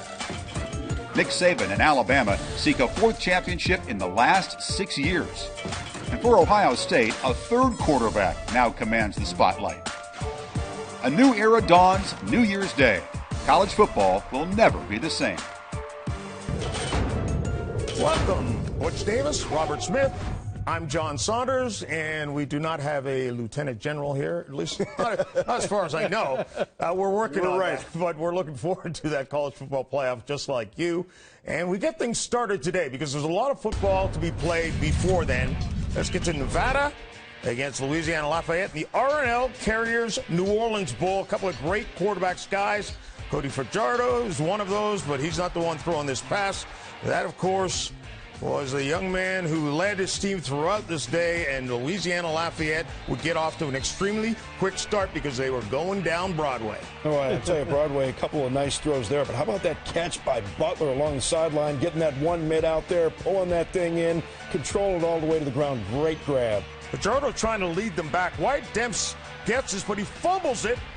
And it's recovered by the Raging Cajuns. Yeah, Nevada struggled all day long trying to move the football, and you can't turn it over. You can't give Louisiana Lafayette those kinds of opportunities.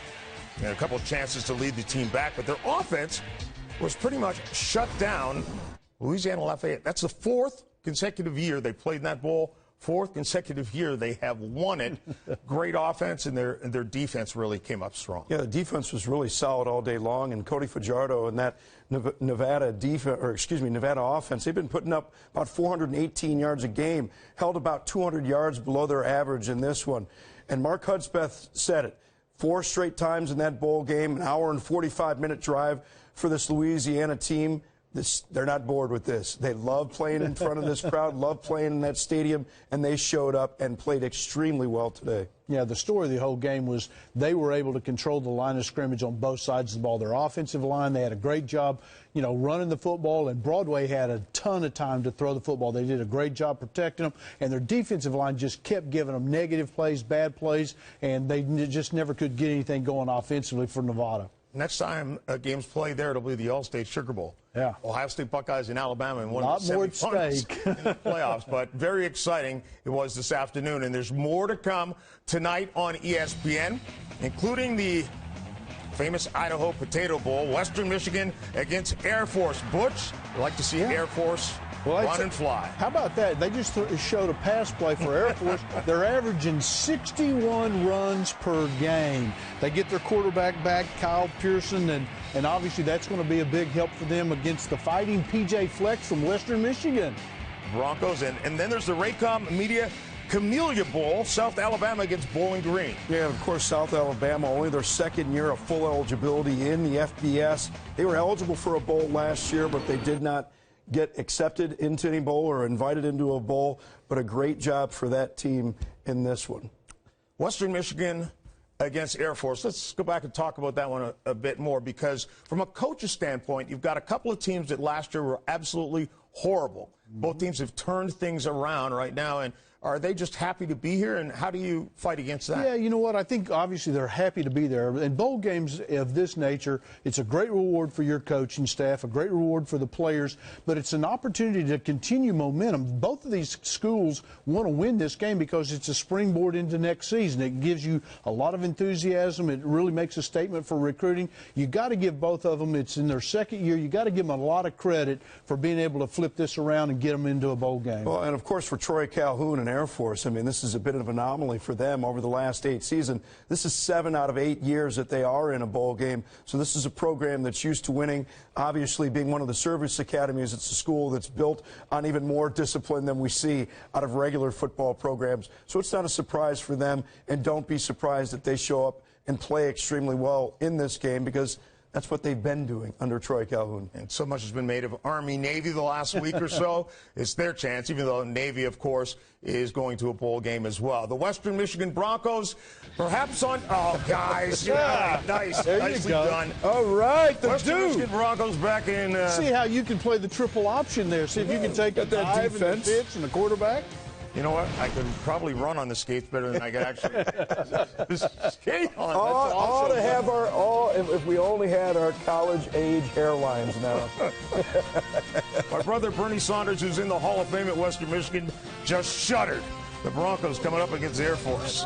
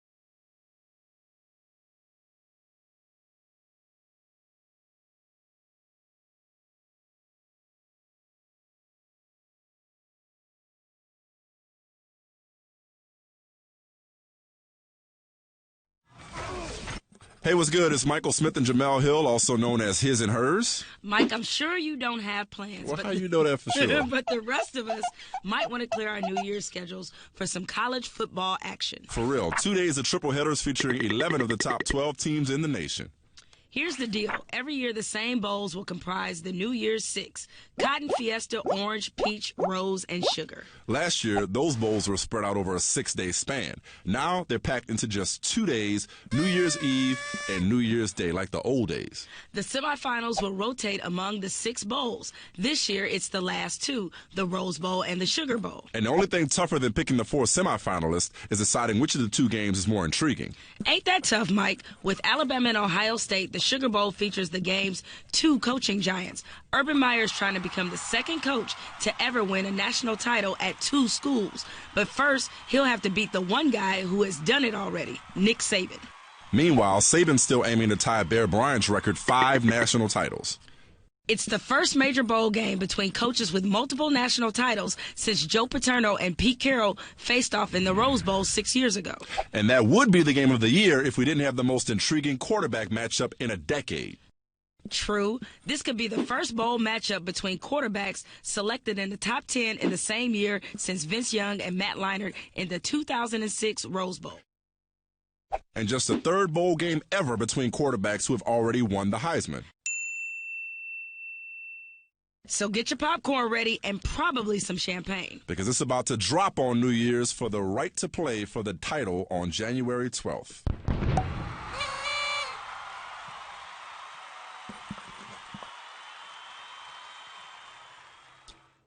Jamel and Michael, we will see you there, and this is great. ESPN has partnered with Omaze to offer you the chance to win the ultimate college football playoff championship experience, all benefiting the V Foundation for Cancer Research. Just make a $20 donation to the V Foundation, and you'll be entered to win a trip to the biggest day in college football. All you have to do is go to omaze.com/playoff to enter. Please do, because every dollar and every penny of every dollar goes to help cancer research. Your second half of the Division II national title game is coming up next.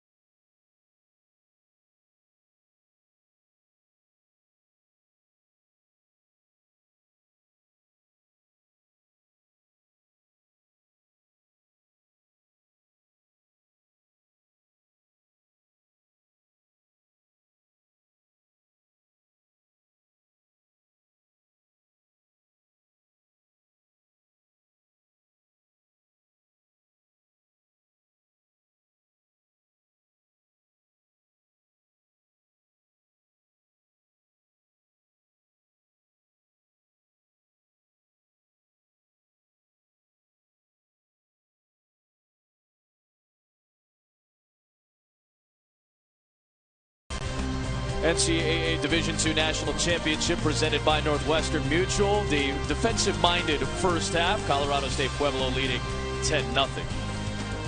Capital One Bowl Mania continues tonight. South Alabama, its first bowl in its second year of FBS play, taking on Bowling Green in the Raycom Media Camellia Bowl at 9:15 Eastern on ESPN. That's tonight as we kick off the first day of Capital One Bowl Mania. Second half from Kansas City, Kansas coming up.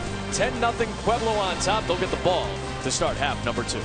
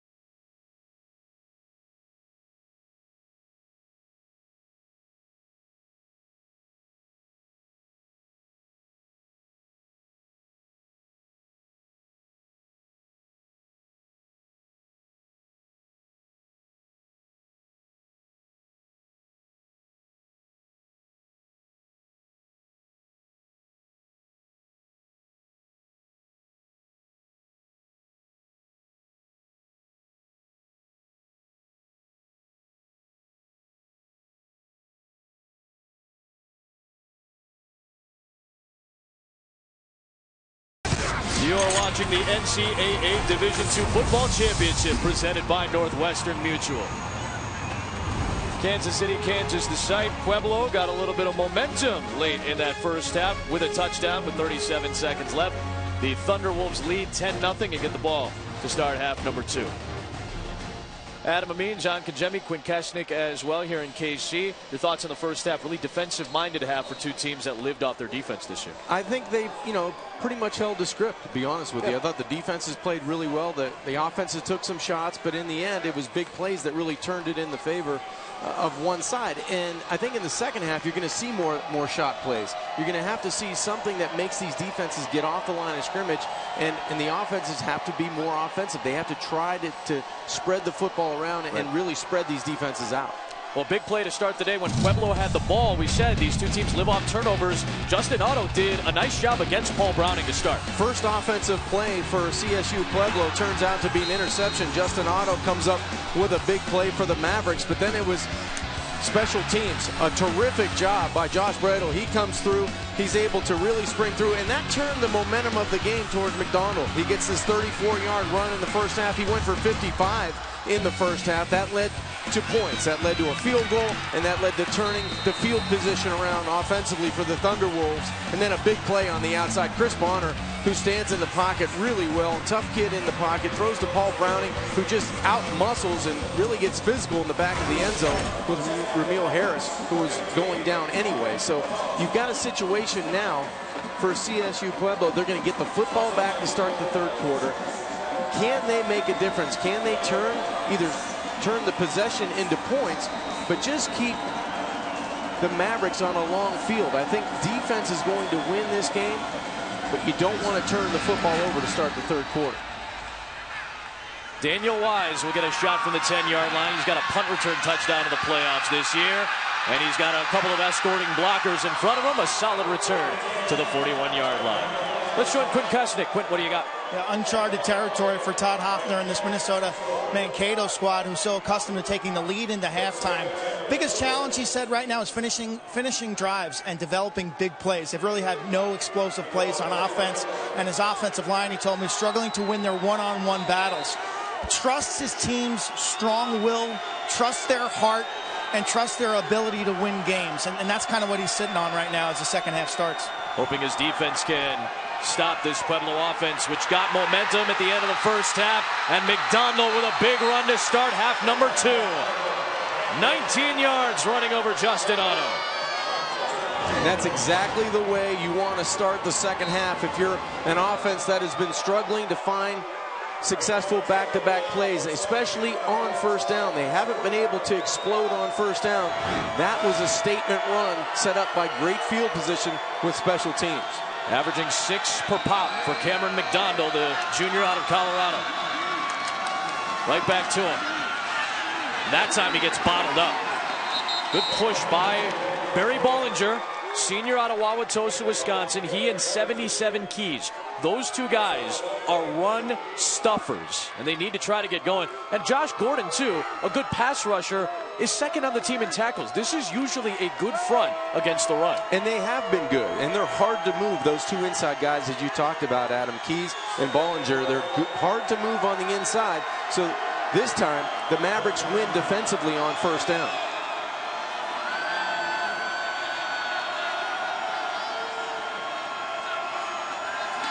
Bonner has the check down to McDonald.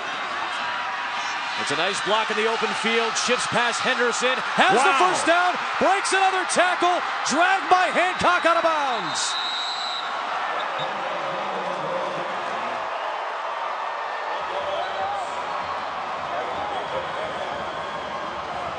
Number 30 picks up 30. 4 missed tackles on this simple little check down from Bonner to McDonald. He makes everyone in purple miss, and then he puts his head down on the strong safety Corey Brent and carries Hancock another 5 yards. This is a guy that looks like a different running back coming out of the second half. They go J.B. Matthews in the Wildcat. Grabbed from behind by Alex Vesper. Brought down for maybe a gain of 2 or so to the 9-yard line. So after that long play by McDonald, he needed a breather. And Matthews will come off the field. And McDonald comes right back in. This offensive line for CSU Pueblo had a hard time moving the Mankato front seven. They've come out in this possession with great field position, and they've taken some big plays and marched it right inside the 10-yard line. Wildcat for Cameron again. Bernard, his younger brother, is in motion. Keep for Cam. Good play by Vesper. First one there, and then Hancock helped finish it off after a short gain.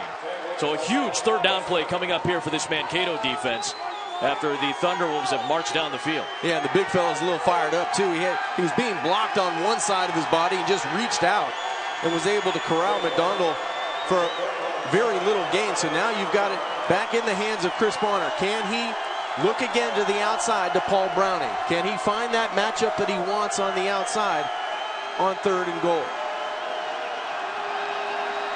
There's Browning. Bottom of the formation. Bonner. Back of the end zone for Radabaugh, and it was broken up. Hancock and Myers, good coverage as Radabaugh, the junior out of Thornton, Colorado, was drifting in the back of the end zone. Great pressure on the play by Joshua Gordon to really flush Chris Bonner out of the pocket, somewhere where he doesn't feel as comfortable, but he still was able to put it close in the back of the end zone to one of his wide receivers. So O'Donnell will have a 24-yard chip shot here. He's been good from 27. He missed from 44. And a solid kick by O'Donnell. Excellent drive to start the second half, but it does stall in the red zone. Mankato with the stand, but some really big plays are starting to show up on the resume of Cameron McDonald. He set up that drive for the 3 points.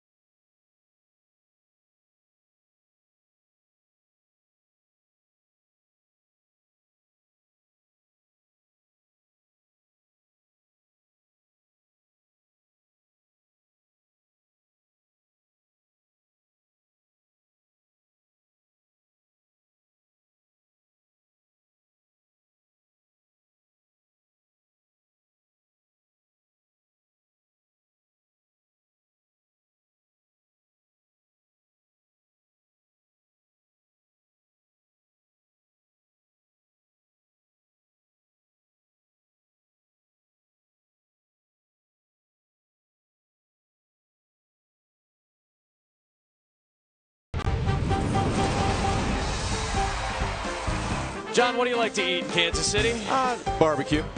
Renowned for their tomato-based sauce, the smoke style of KC barbecue. Plenty of popular joints. You got to go to Bryant's.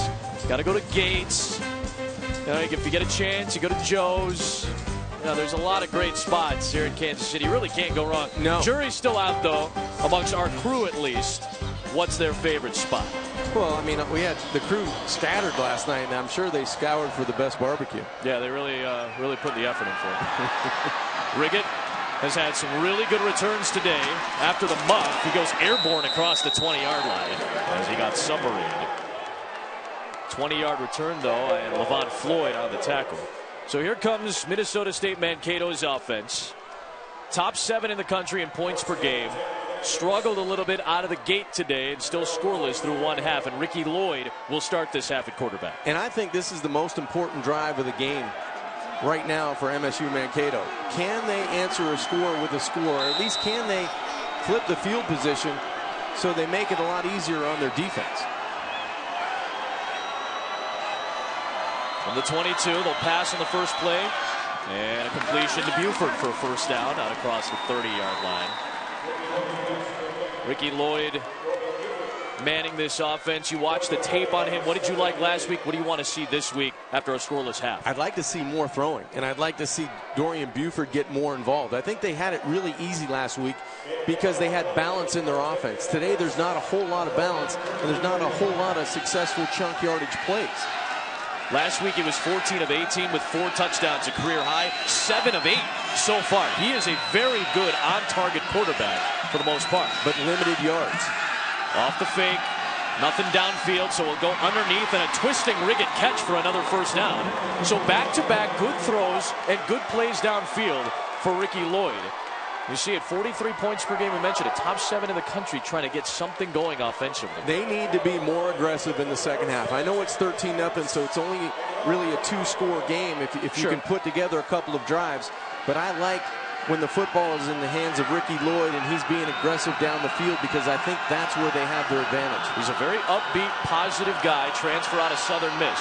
Connor Thomas gets his first touch and gets bottled up after a short game. Ricky Lloyd had an outstanding high school career in Northern California. Ended up going to Southern Miss, redshirted a year.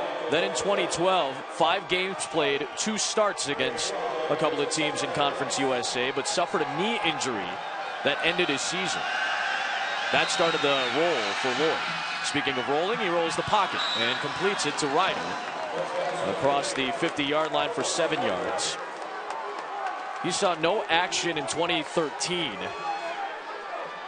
Obviously recovering from that knee injury, plus there was another quarterback in front of him. There was a coaching change at Southern Miss, so this past spring he decided to transfer to Mankato when his high school offensive coordinator pointed him to Jason Eck, who was looking for transfer players, the offensive coordinator for the Mavericks. So he finds himself here. Pericini was the quarterback in waiting, but Pericini welcomed Ricky Lloyd in, and they've made a very nice 1-2 combination, really 1-1-A combo at quarterback. This time Lloyd will run with Thomas blocking. Nothing there on 3rd and 1. And Morgan Fox was the first man, 7 in white, to lead the charge for the Thunderwolves. And now another big decision on 4th down coming up. Well, they just couldn't get the edge. Morgan Fox did a great job of fending off the block from Luke Wendricks, number 70.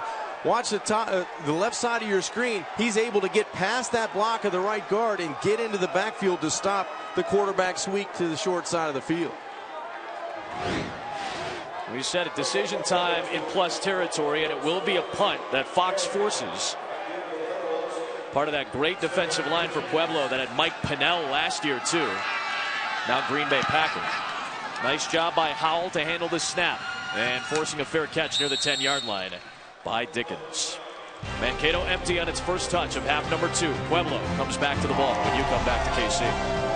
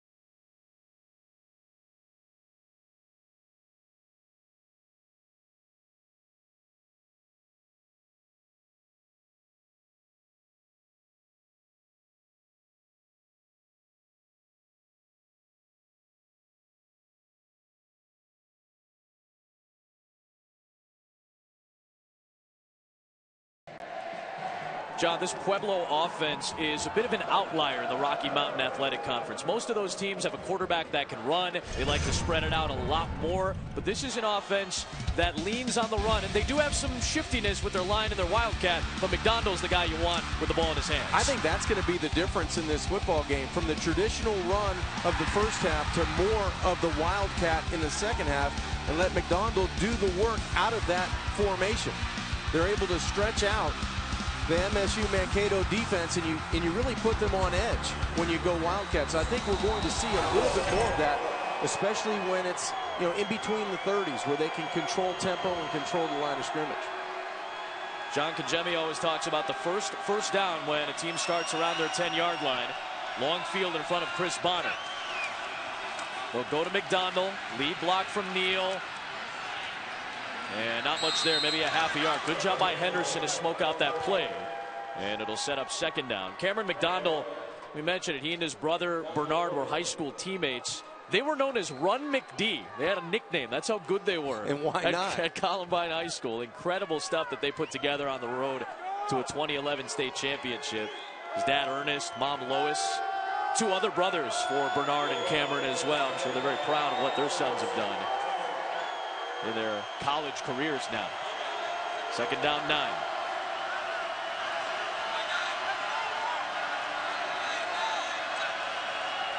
Off the fake, Bonner got that nice underneath out cut, and Radabaugh makes the catch for a first down at the 21-yard line, hit by Ramil Harris. Boy, I just like the way the ball comes out of Chris Bonner's hand.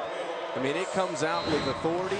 He's got great control, and he locates the football exactly where he wants to because he can't lead him into that corner. He has to try to stop his wide receiver before he gets the heading.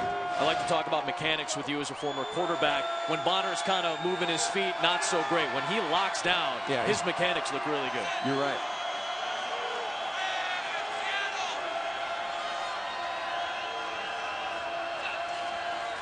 Fake to McDonald, rolling away from his arm side, and an awkward-looking body movement leads to a very good throw to Trent Thompson, and he drags a defender in Brent with him, close to a first down. This Mankato defense has lived off turnovers this year. Again, we said #1 scoring defense in the country, the Mavericks, but they're 15th in the country, which is still very good in total defense, but they do give up some yards. They live off turnovers. They need one in this game. They need one of those tip passes to be able to go the other way, because right now the running game and the throwing, the accurate throwing of Chris Bonner is dominating this third quarter. McDonald kind of ran into Neal that time, and that allowed the defense of Flegel and Henderson, those two outstanding linebackers, to stop him after a loss of a yard. Adam, when this team goes conventional run on first down, I think the Mavericks defensively, they're winning the battle at the line of scrimmage. When they stretch it out and go wildcat, when you have a little bit more misdirection, I think that gives you more running lanes to go against MSU Mankato defensively on the ground. But right now, they're doing a good job on first down against that traditional running game. Look at the wide side of the field. Browning facing Harris. A lot of room on that side. That turns into the strong side. Bonner's looking in that direction and rolling in that direction. J.B. Matthews. Good rally to the football for Mankato's defense. Colton Nero was there to bring down Matthews after a short gain, and it sets up 3rd and long. This is a huge defensive play, as they usually all are, but a big 3rd down for Mankato right now. Yeah, this one more important because they don't want to. They want to get their offense on the football field. They want to win the field position battle, so it's not as much pressure on their offense when they get the football. So right now, you got to look for Joshua Gordon. He has to be a factor on 3rd down to come off the edge from that wide side of the field and create pressure on Chris Bonner. There's that matchup. Harris and Browning. Bonner fires, incomplete. Henderson had the coverage on Wise, who was looking for a penalty flag, but Mankato's defense comes up with the stop they need. And Jake Dickert, the defensive coordinator, talking to his top tackler, Henderson, who had good coverage. A lot of contact in the middle of the football field. That arm was around Daniel Wise, but no flag. Right hand of Tyler Henderson. That's good coverage by the linebacker. Hey, these are physical defenses. I think the officials are officiating as such because it's physical teams. Ryder's back to return a punt, but a penalty flag is thrown for a false start. This is going to help the field position for Mankato, even though it is just 5 yards. False start. Offense number 23. 5-yard penalty. 4th down. So a big job for Ken Kester, the punter right now for Colorado State-Pueblo. Mentioned it, top 5 in the country in average, averaging 44 per punt. He's had a long of 70 this year, and 4 of his 8 punts last week were inside the 15-yard line in a field position battle against West Georgia. He's trying to flip the field right now with a good punt returner and Ryder waiting back there. I always find it's always difficult for a punter to come back to back. When you have a penalty, he boomed that about 60 yards. I mean, that was a huge kick. See if he can come back or give something for the Mavericks to return. 6 block kicks by the Mavericks this year. Good shield for Kester. And Ryder from the 31-yard line. Running laterally. Slips one tackle, can't slip another. It's Bernard McDonald. And a penalty flag flies as things get a little bit chippy after the play. A flag is thrown at the 35-yard line. They may get McDonald for a taunting foul. That's the younger of the McDonalds, Bernard. After a 43-yard punt and an excellent coverage play by Pueblo.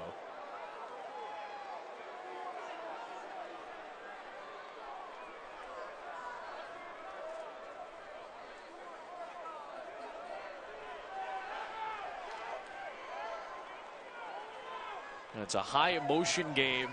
Obviously, the scenario is going to bring some emotions to the table. National championship on the line. Jason Autry.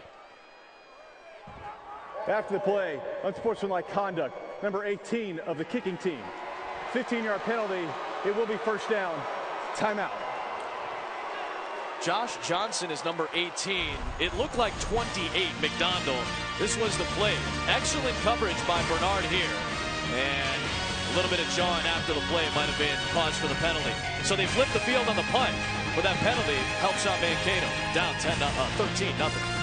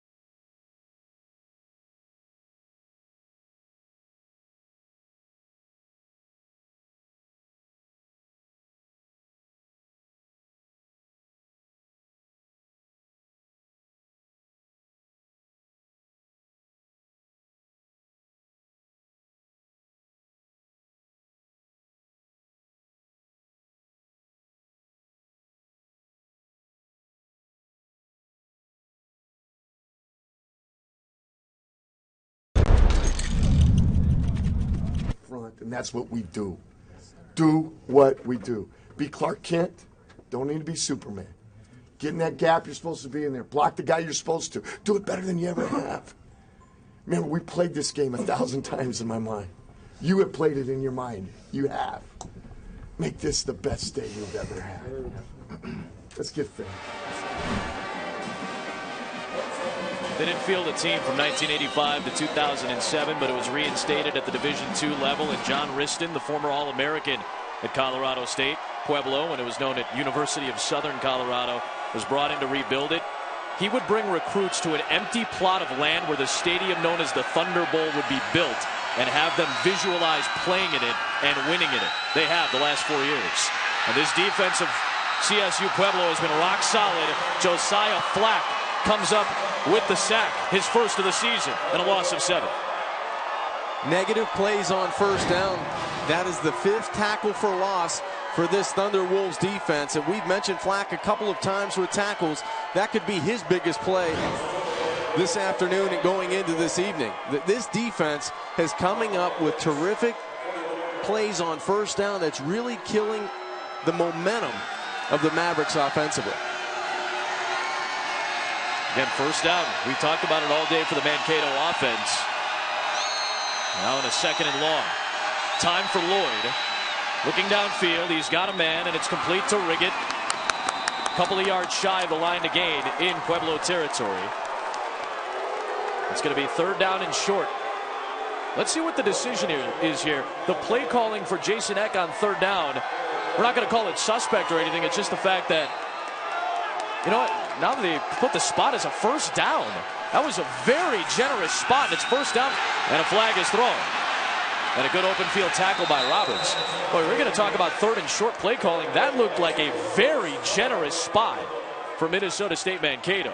But a flag is thrown. Holding. Offense number 1. 10-yard penalty. First down. So Riggett gets called for that foul. So it'll be 1st and long coming up here. That 2nd and long play, a nice job by Ricky Lloyd escaping the pocket, the pressure, and throwing the ball down the field. You're right, Adam. It looked like it was going to be definitely 3rd and very short, but he gave him a great spot that moves the chains. But the penalty is going to bring them back to their side of the 50-yard line.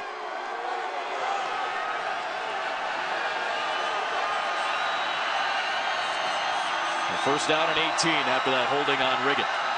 Low snap, and that may have thrown off some of the timing there as he was looking for Buford. Second down and 18. So again, behind the chains on second down. That's been the story of this football game, and I think right now for MSU Mankato, they haven't been able to overcome that. I mean, you try to get the football to your playmakers. We talked about how multiple this offense is, but we haven't mentioned Dorian Buford's name a lot. This is a guy that needs to be involved in this offense, especially when he's going away from C.J. Roberts on the field, which he is today. It's right now. This is being given cushion at the top by Roberts. Lloyd coming back to Buford, and what a great open field play by Levon Floyd. Levon Floyd playing in his second Division II title game. He lost to Duluth a couple of years ago when he was at Delta State. Yeah, missed opportunity by the block of Bryce Duncan allows Floyd just to undercut the screen pass on the outside. Good recognition and good instincts by Floyd on the corner. He lost in 2010 when he was at Delta State to Minnesota Duluth, trying to avoid a loss to another Northern Sun school in the finals. 3rd and 20. Reed against Allen on that bottom side. Picked up by Bryce Duncan, and he will not have enough. Got to the 46-yard line, and these long situations in early downs are really starting to hurt Mankato. Negative plays on first and second down, and they have too much yards to overcome on third down. Too many opportunities for this defense, for the Thunderwolves, to make plays on third down.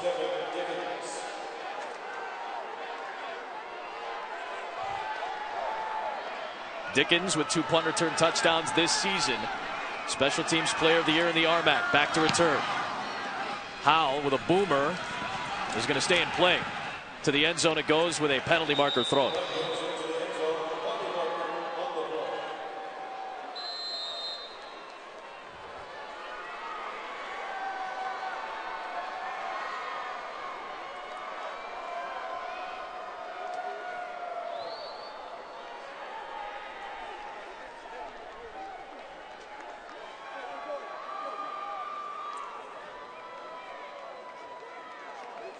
During the kick, holding, return team, number 87. The penalty be half the distance to the goal. It'll be first down, CSU Pueblo. Daniel Wise called for the hold. Okay, so bowl season just started, right? We're ramping up. We start tonight. We take it all the way to New Year's Day, the inaugural college football playoff semifinal. Number 2 Oregon, number 3 Florida State at 5 Eastern, the Rose Bowl game presented by Northwestern Mutual. Then at 8:30, number 1 Alabama, number 4 Ohio State in the All-State Sugar Bowl. Both games and the entire college football playoff on ESPN and watch ESPN. Look at this. Most wins in the NCAA over the last 3 years. Minnesota State Mankato, if they can come back and win, they would tie Florida State it's amazing. for 3rd most in the country in any division in the NCAA over the last 3 years. Well, they need a turnover right now. This is where you, on a spot on the field where you want to get your hands on the football. Up the middle to start this drive, and on first down, the battle at the line of scrimmage won by Mankato, and Brian Keys brings down McDonald to set up second down. Those 2 players on the middle, in the middle, Brian Keys and Barry Bollinger, they've been hard to move. 2 big bodies, 2 300-pounders that do such a good job of just anchoring the middle for this defense. It's been tough for CSU Pueblo to move the football on the ground on first down with that traditional running attack. The Wildcat, that's a different story.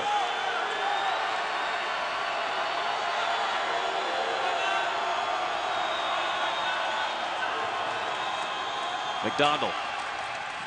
Mankato defense is there. Brian Keys, another stop on back-to-back plays. Quinn Kesnick. I'm in the right end zone, right behind the Pueblo huddle. And there's just not much between the guards, you know, in those 2 gaps. When McDonald breaks that one to the outside, you can see how things open up. But Minnesota Mankato doing a much better job inside.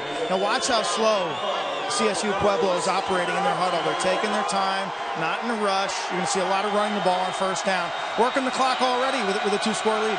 Minute 45 for the 3rd.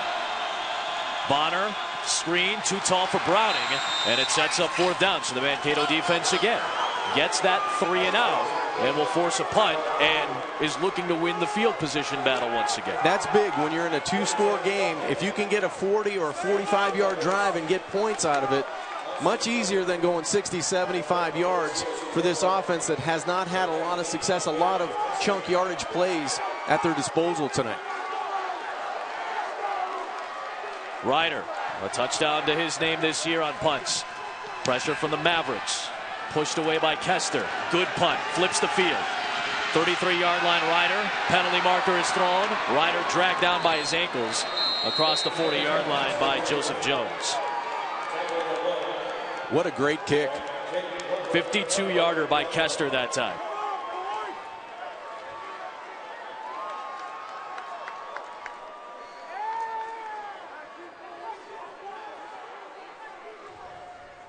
During the return, holding, number 3 of the return team. 10-yard penalty from the spot of the foul. It'll be a first down.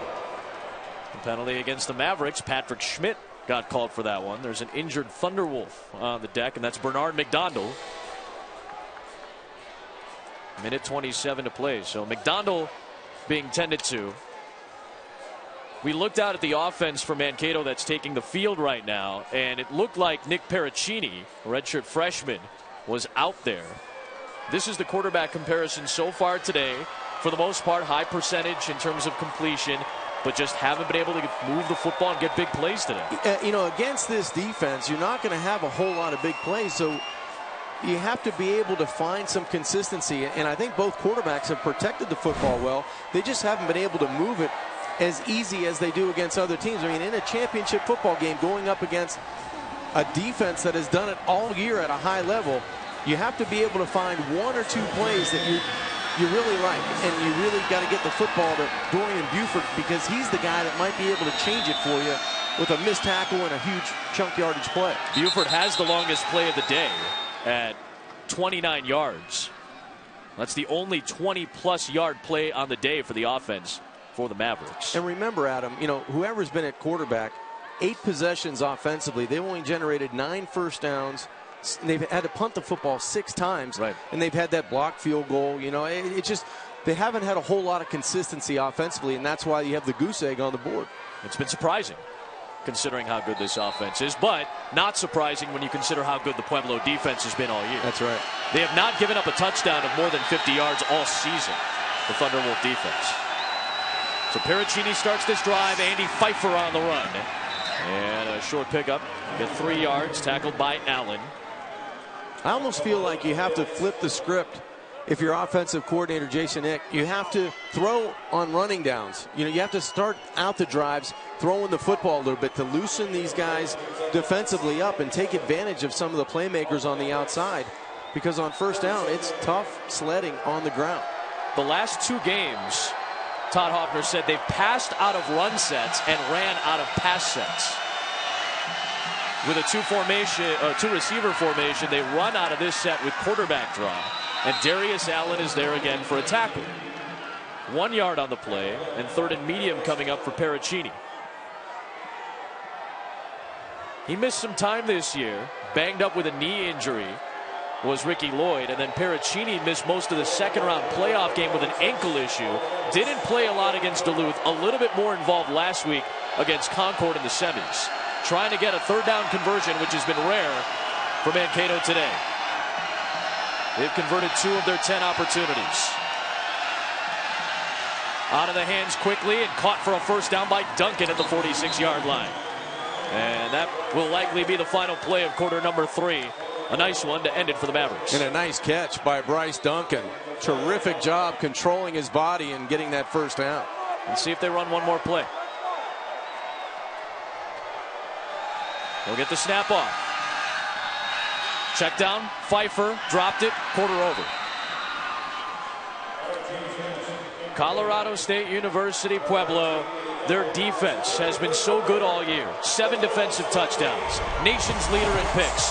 4th in scoring D. And today the defense has been at the forefront for the Thunderwolves, who are 1 quarter, 15 minutes away from their first national championship.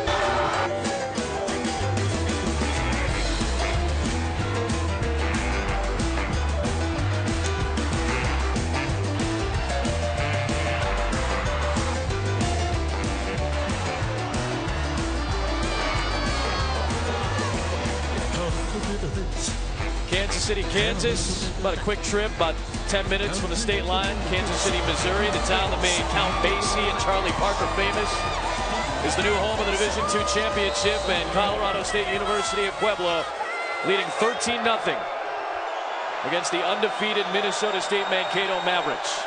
Mankato ball, 46-yard line, second down. Pericini off his back foot for Buford and out of bounds to set up 3rd and 10. If you didn't watch the first 3 quarters, Colorado State University of Pueblo's defense has been phenomenal, as it has been most of the season. Mankato's offense just hasn't been able to find its rhythm. Haven't been able to create any type of momentum offensively. One good play and then they go backwards for a tackle for loss. This defense has done a terrific job of limiting the big play, and they've been rallying to the football. They've done a nice job at the point of attack. Tony Campton, one of those guys pushed in the pocket from the middle. A lot of 3rd and longs, unable to convert on any of them. And the redshirt freshman, Nick Pericini, one of 2 quarterbacks for the Mavericks, finally convert. 4-man rush, pocket collapsing, penalty marker thrown, and down he goes. Josh Bradle, who's got a block kick today, comes up to finish off the play. We'll check the flag. He was even held. Holding, offense number 70. The penalty is declined. 4th down. 7 tackles for loss total from this defense. Luke Wendricks got called for the holding and still couldn't hold off Bradle. Yeah, Luke trying to do a massive job here. He's on the right side at right guard, and he's going to have a guy that's 6'8", 275 pounds. He just sticks that left arm out there, then the right hand with a piece of cloth, and it still didn't keep Josh Bradle away from the quarterback. 7th punt for Mankato today. Myers runs it out of bounds at the 23-yard line. 14:34 to play. Thunderwolves leading 13-0. Mankato, their defense has been all right. The offense has not been.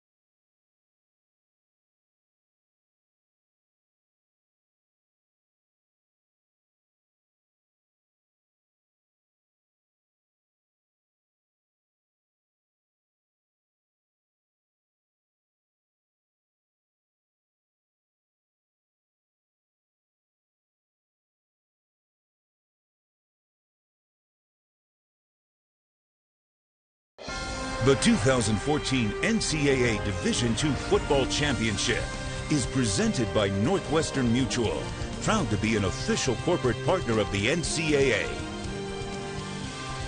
Downtown Kansas City, Missouri. As we said, it's only about a 20-minute trip from where we're at in Kansas City, Kansas. Winter in full form. That's the Crown Center Ice Terrace. Folks can enjoy some skating. And somebody's going to have that trophy for the first time. First meeting between Minnesota State Mankato and Colorado State Pueblo. First time in the finals for each of them, each seeking their first national championship. Cameron McDonald has been as good of an offensive player as there has been on the field today. He picks up 2 yards to the 25-yard line. Mankato's defense lately still has done a really nice job against the fine rushing attack of McDonald and Pueblo. They're the reason why they're still in this football game. They've done a terrific job on the line of scrimmage, allowing their linebackers to make plays like Tyler Henderson. The guys up front, Dorsey, Gordon, Keys, Bollinger, they've done a nice job controlling the line of scrimmage so those linebackers can scrape and make plays. McDonald again. Shiftiness there. He got grabbed by Bollinger. and brought down shy of the line to gain. It'll set up 3rd down and 2.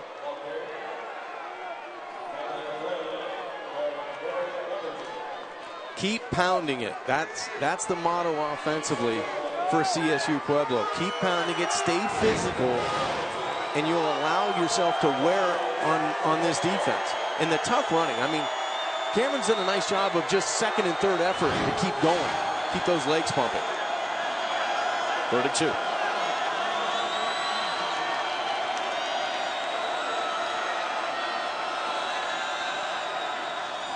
Off play action.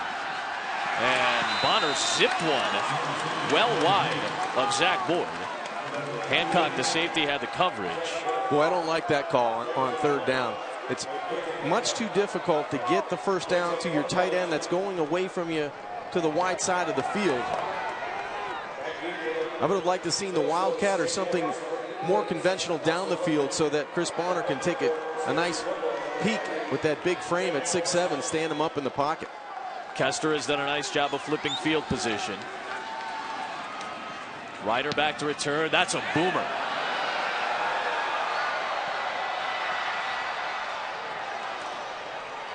"57-yard punt, the longest of the day for Ken Kester to flip the field.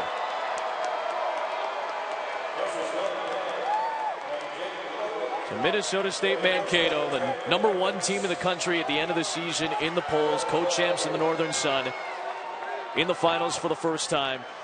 We talked about it at the top. Todd Hoffner now in his 5th season as the head coach, but the last 2 years Aaron Keene was the head coach of this program after the legal issues that Todd Hoffner had faced, wrongfully accused of child pornography charge or with child pornography charges, was eventually reinstated as the head coach this spring. The team boycotted the opening practice, but after a lot of reconciliation with all of his players, Hoffner and his team have gone 14-0 and are trying to make a comeback in this championship game.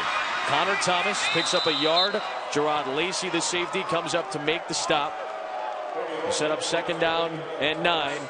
Obviously a very tumultuous last 20 months for Todd Hoffner. He was so relieved after everything he's gone through. He's happy to flip this story forward now and have this team fight for this championship. But the story of this team all season has been their ability to move the football. It has not been the case so far today. And scoring points, they're averaging in the 40s per game. Today, 0 points, and they're well under their production on a yardage standpoint. 200 yards through 3.5 quarters. Nothing there. Morgan Fox stacks up Connor Thomas, but a penalty flag is thrown by the side judge. Well behind the play, about 15, 20 yards away from the play.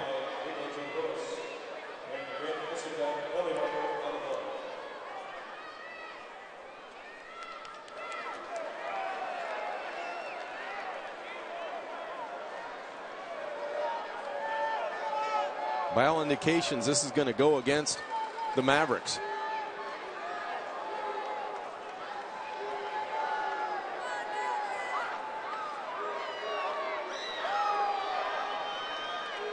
It's like a face mask.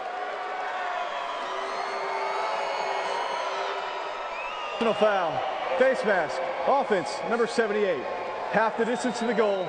2nd down. It's Nicholas Coy, Jr. out of St. Paul Park, making his 37th appearance in his career in a football game for Minnesota State. Mankato. Now another long situation on 2nd down.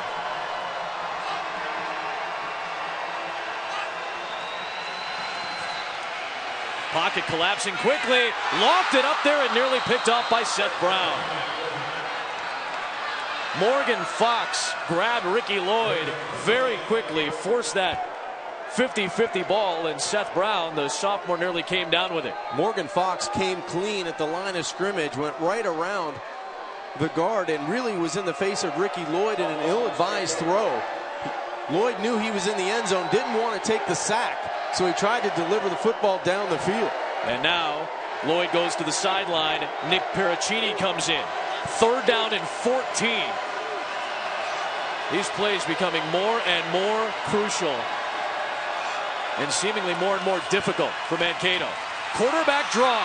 Does Pericini have enough He will not have it, and Seth Brown, who could not get the pick on the prior play, comes up with a submarining tackle. Well, let's credit the CSU Pueblo special teams. They were able to pin the Mavericks offense back, and now they're going to should get the ball in pretty good field position after this 3-and-out. Brown, his dad played a little football at Ohio State. Mom played college basketball. Great athlete. We saw it in the last couple of plays. Howell punts it away. And Dickens, with his eyes up, makes the grab at the 38. And cannot get away from very good coverage by Corey Brent. 11 minutes to play. A 2-score lead. Time ticking away for Mankato.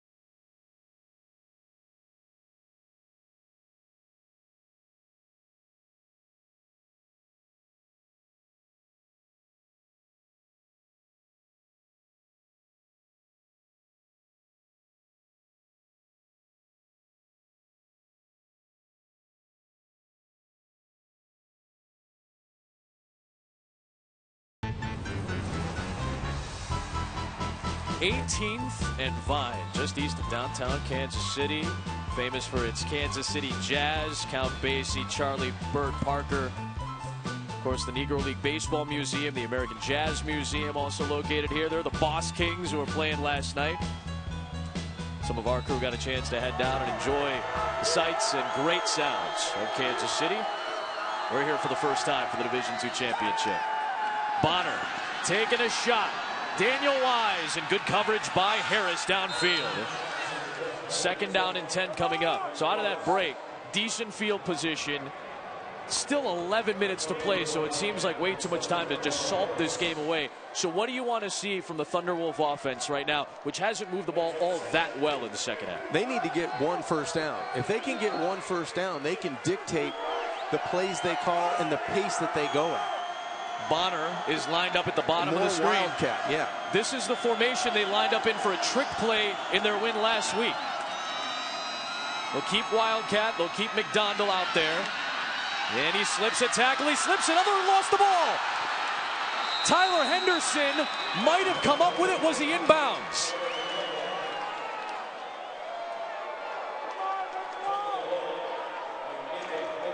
Looked like he got back on top of it. McDonald just lost it on the way towards the sideline, or maybe he lost it and it went out of bounds before Henderson could really get a clean scoop. Let's see. Yeah, I like the formation, but a good play on the football by Ramil Harris. Looked like he was the one that got the hand on the football, but luckily enough for the Thunderwolves, the ball rolls out of bounds. But that's the formation. That's what they need to get back to, is that Wildcat formation where they've been able to bounce the football to the perimeter and use leverage on the outside. You see 3rd down and 3. The ball was stripped by Harris, and you cannot advance the ball forward if you fumble it and recover it. Or don't recover it and it goes out of bounds. You can't advance that ball. So it goes back to the spot of the fumble, which is the 43-yard line. And with the play clock winding down, a timeout is called. We'll step aside as well. McDonald and the Thunderwolves escape some disaster. Big 3rd down.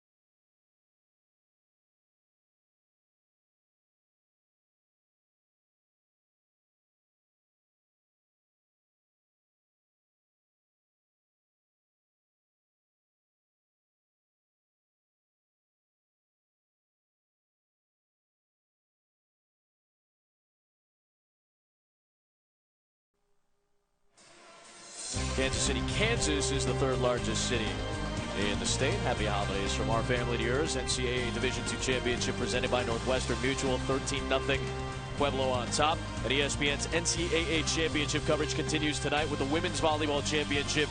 BYU seeking its first title. Penn State trying to set a new Division I record, seeking its 7th title. 7:30 Eastern on ESPN2. For more info, NCAA.com, the official online home for all 89 NCAA championships. After a timeout, 3rd and 3, big play with 10:23 on the clock. Bonner to throw. Protected. Browning, first down and more. And Otto jars him out of bounds. Good hand catch by Paul Browning, the senior out of Wide Field, Colorado. 18 yards to move the chains into Mankato territory. Catch number 5 for 83 yards. Terrific call by offensive coordinator Darren Wilkinson. He just brings his playmaker, Paul Browning, from the wide side of the field underneath to the short side, put him right in front of Chris Bonner, the quarterback. That's the type of play you like on 3rd down, not the other one that he was trying to throw to the wide side of the field in the flat. Make it easy for your quarterback and keep him in the pocket. Gives him better sight lines at 6'7". Browning gets a breather. He's got the lone touchdown in this game. Came at the end of the first half to make it 10-0. McDonald powering forward for a few. Browning, we mentioned the knee injury that kept him out for a stretch of 7 games. He said being out let him see what was important and not to take football for granted. And that happens to a lot of guys. But this is a guy who's now a senior. He wants to play at the next level. From the same high school as Vincent Jackson, who went to a Division II school, went to Northern Colorado. So following in those same footsteps, he looks up to Vincent Jackson a lot. Got a chance to work out with him this year at Wide Field High School. Wildcat for McDonald. 2nd and 9. He keeps it again. And forward progress to the 35-yard line. Running into Colt Nero. 3rd down. Another big one. They seem to be growing in magnitude as we hit the 9-minute mark. But that last first down, Adam, allows CSU Pueblo to go at their own pace. The clock is their friend right now, and they want to be able to exhaust as much of that play clock on every play as possible with the way their defense is playing for their head coach, John Riston.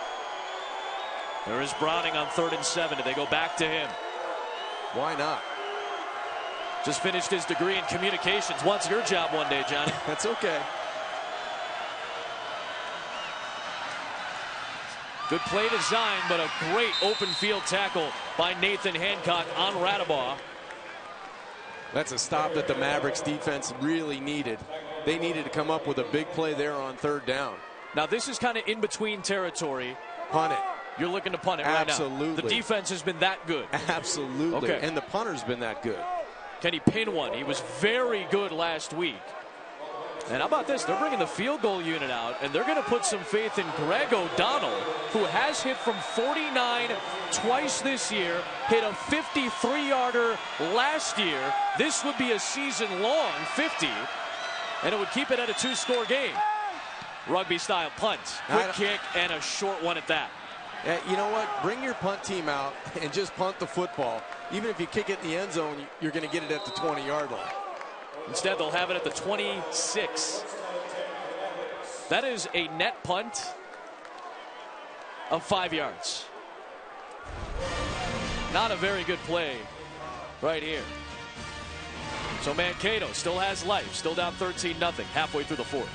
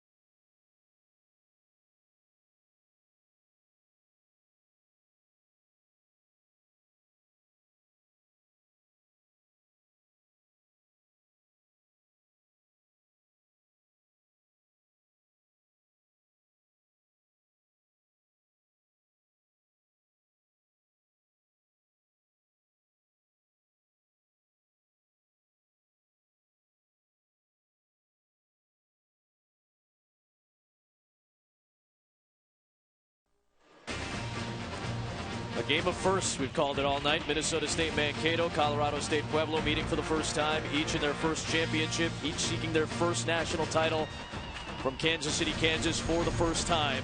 And Ricky Lloyd, the sophomore by eligibility quarterback out of Concord, California, the transfer from Southern Miss, going to work for the Maverick offense. Backwards pass, Thomas was looking to throw downfield, still is, and will fire it away. Morgan Fox, along with Darius Allen and Tony Campton, their pressure has been a major factor in this game. It was Fox chasing that time. They may say that this ball didn't get across the line of scrimmage. That's why the flag was thrown clearly out of the pocket, but you have to get it across the line of scrimmage to avoid grounding. Intentional grounding, offense number 5. Ball be placed in the spot of the foul, loss of down, second down.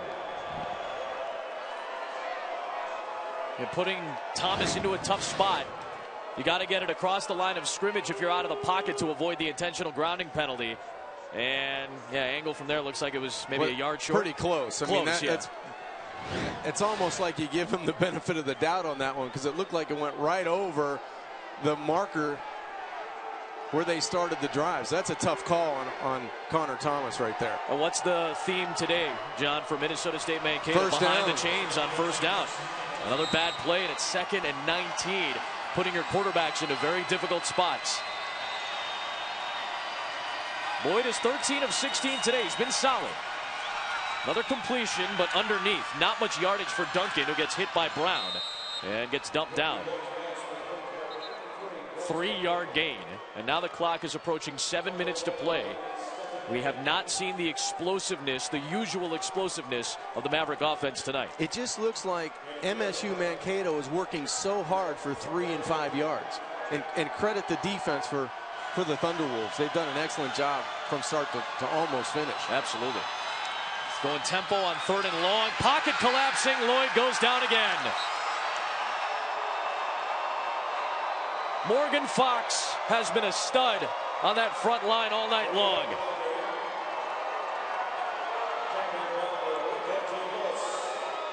For a team that knows how to get to the quarterback defensively, a lot of people are coming around. Just a terrific job from the point of attack. They get off the football. The first guy is going to be coming buzzing from the left side of the screen. That's Estica. But Fox does an excellent job of finding quarterback Ricky Lloyd for another big play. And great field position coming up for Pueblo and the Thunderwolves as Dickens takes the fair catch at the 49-yard line.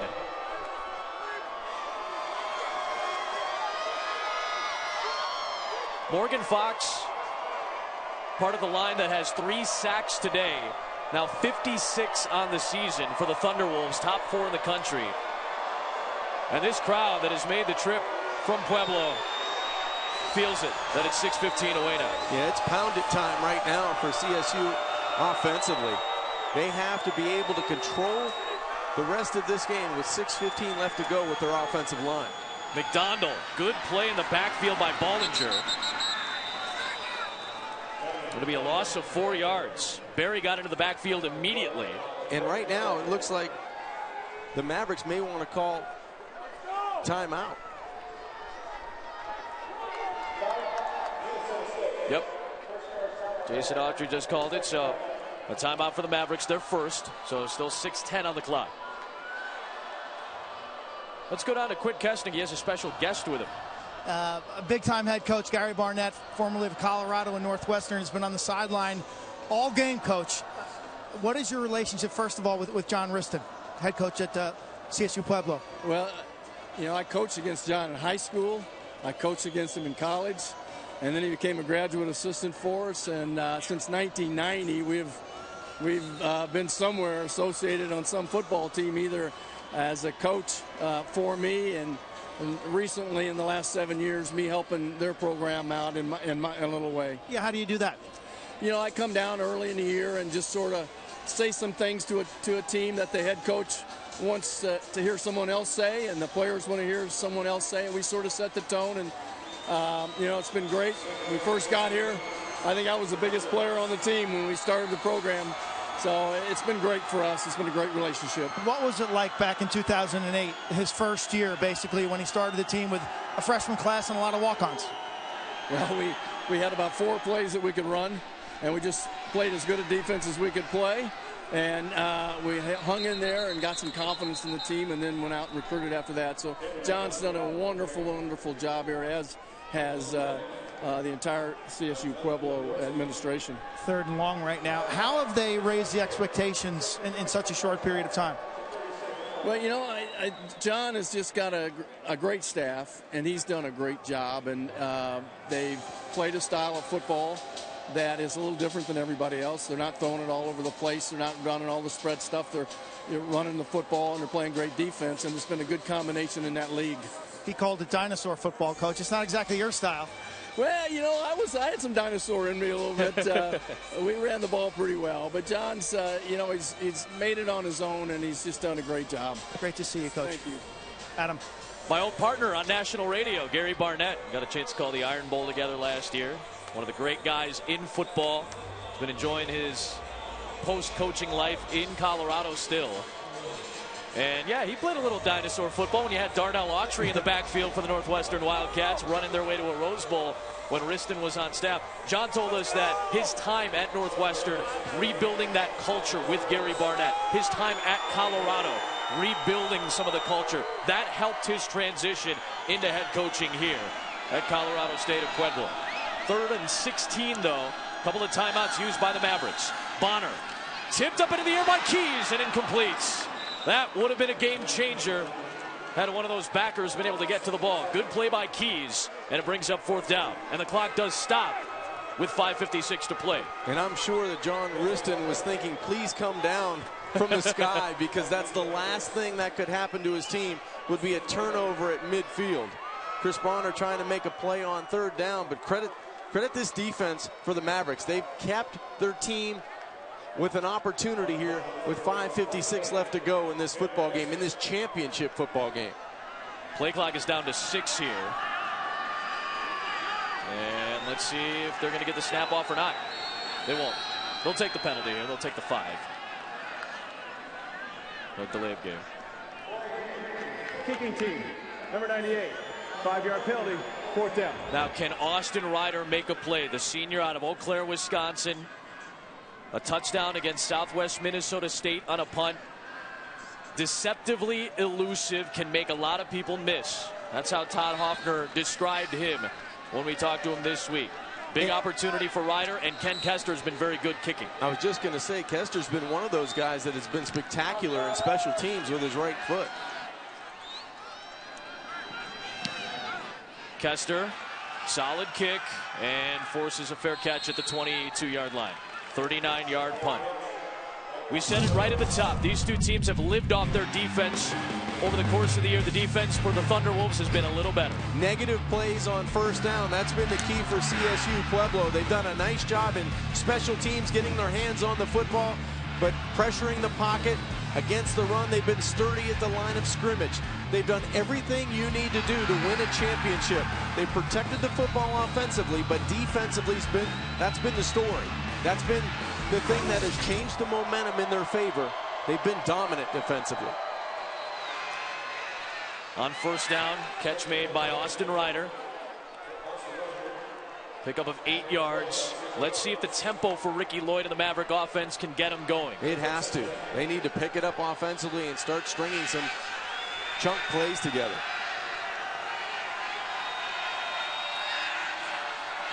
Lloyd, pocket collapsing, got away from Fox initially. Might have done enough to trip him up. Estica finally got him at the ankles, but good enough for a 1st down. Good athletic play by Ricky Lloyd. Getting that 1st down, that'll stop the clock. Get your line set, get your skill players set, and don't waste any time at the line of scrimmage. Remember, only 1 timeout left for the Mavericks. Lloyd takes off, middle of the field with space. Gets past 1 defender and got tripped up in the open field by Tarkington, but penalty markers are thrown as he worked all the way to the 45 in Pueblo territory. We've seen some good chunk plays that have been called back due to penalty. Is this going to be another one of those?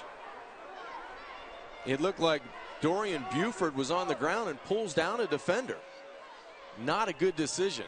This is the call. During the run, holding. Offense, number 15. 10-yard penalty from the spot of the foul. Still first down. It's Buford. Just a bad decision by a good football player. Watch this. Instead of working to get in front, he just pulls down the defender, C.J. Roberts. I mean, everybody in the stadium is going to be able to see that. And Roberts was luckily not injured on the end of that play.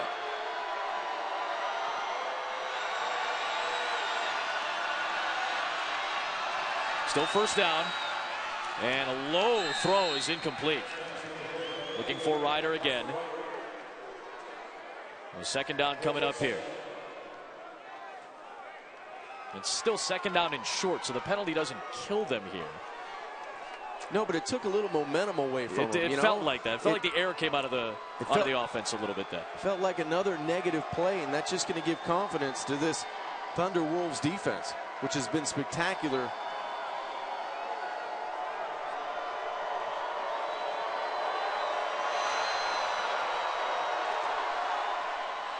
Ricky Lloyd has to make a couple chunk yardage plays here. Needs to find a way to push the football down the field.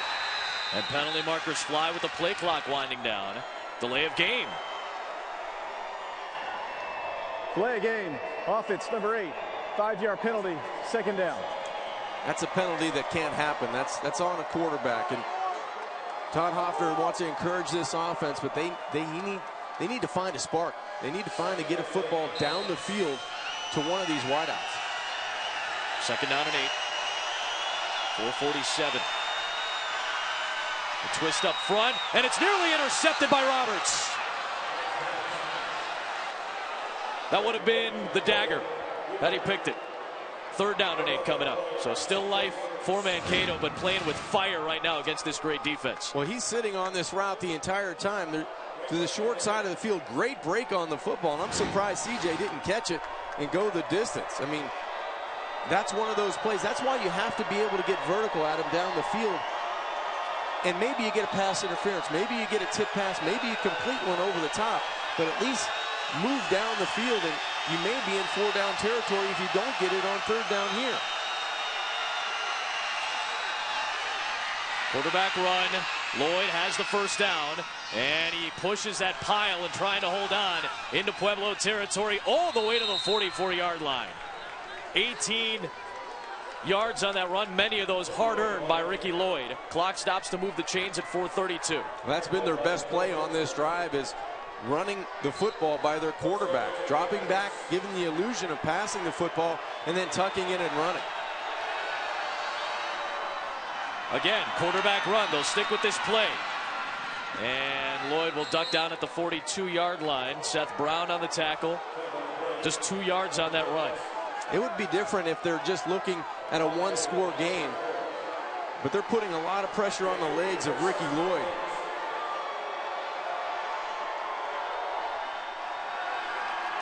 Four in the pattern. Lloyd looking. Was protected for a long time. Nothing downfield. Great coverage by the Thunderwolf defense once again. Their defensive coordinator, Hunter Hughes, is in his 7th season at Colorado State University at Pueblo. Highly decorated defensive coordinator in Division II. Spent some time as an assistant at Colorado and Tennessee. And this defense has been so solid today. Darius Allen's been fantastic. He's made the other guys around him better. There hasn't been a shutout in 17 years in this D2 championship. They're pitching one right now. The one route we haven't seen is that deep in route, and that's one of the passes Ricky Lloyd loves. He said when he talked to us yesterday, he likes that deep in route. He's got a couple of them downfield. Darius Allen, though, on cue, comes up with another huge sack.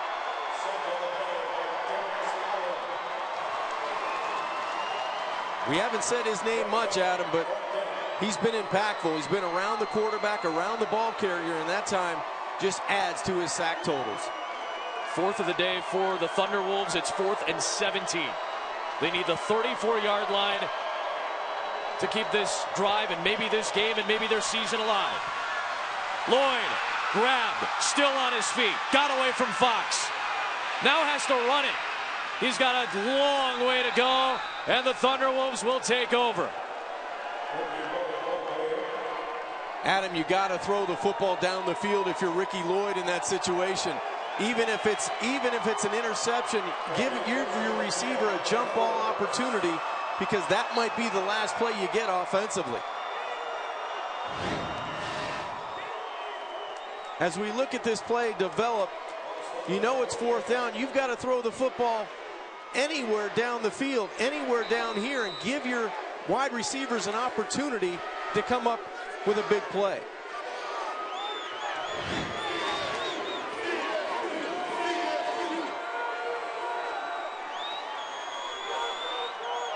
.310 from Glory. McDonald. Will Minnesota State use a timeout here? It would be their last. They have to. They need a 3-and-out just to get the ball back in this game, and they won't get it back with a whole lot of time if they do get a stop here. They're out of timeouts. We said it, there hasn't been a shutout in the Division II championship since 1997, when a team from Colorado won the title. Northern Colorado knocked out New Haven 51-0. We haven't had a shutout since. And what would be impressive about this is the fact that this very good Pueblo defense will have done it if they finish it out against one of the best offenses in college football. Against an offense that's averaging 43 points a game. You know, this is a team that has been dominant. Their record undefeated. They've been aggressive offensively coming into the game, but the CSU Pueblo Thunderwolves defensively have done an excellent job, and they're well on their way to capturing that national championship. Which would be their first. You can see the trophy ceremony on ESPN3 after the game as well.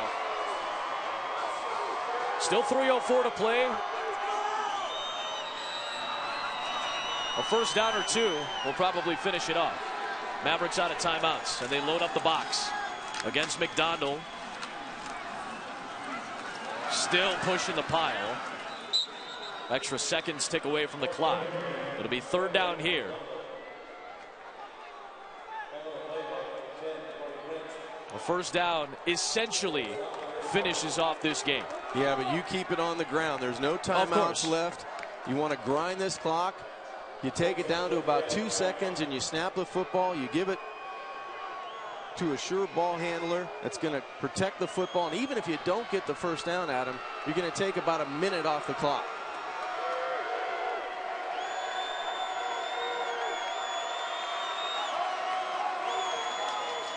McDonald against the loaded box, trying to go to the outside. Harris trying to make the stop. He can. It's a first down. McDonald to the 40. 2:10 to play.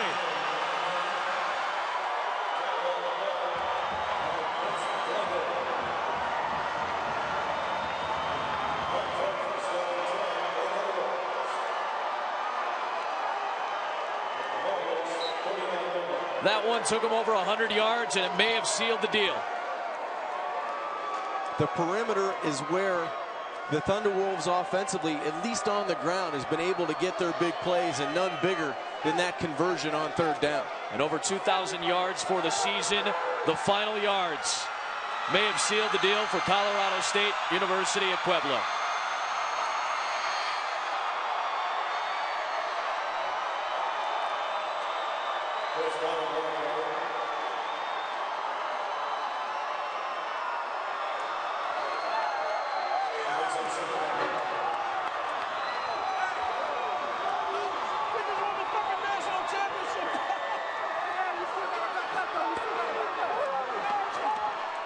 This program didn't exist in 2006.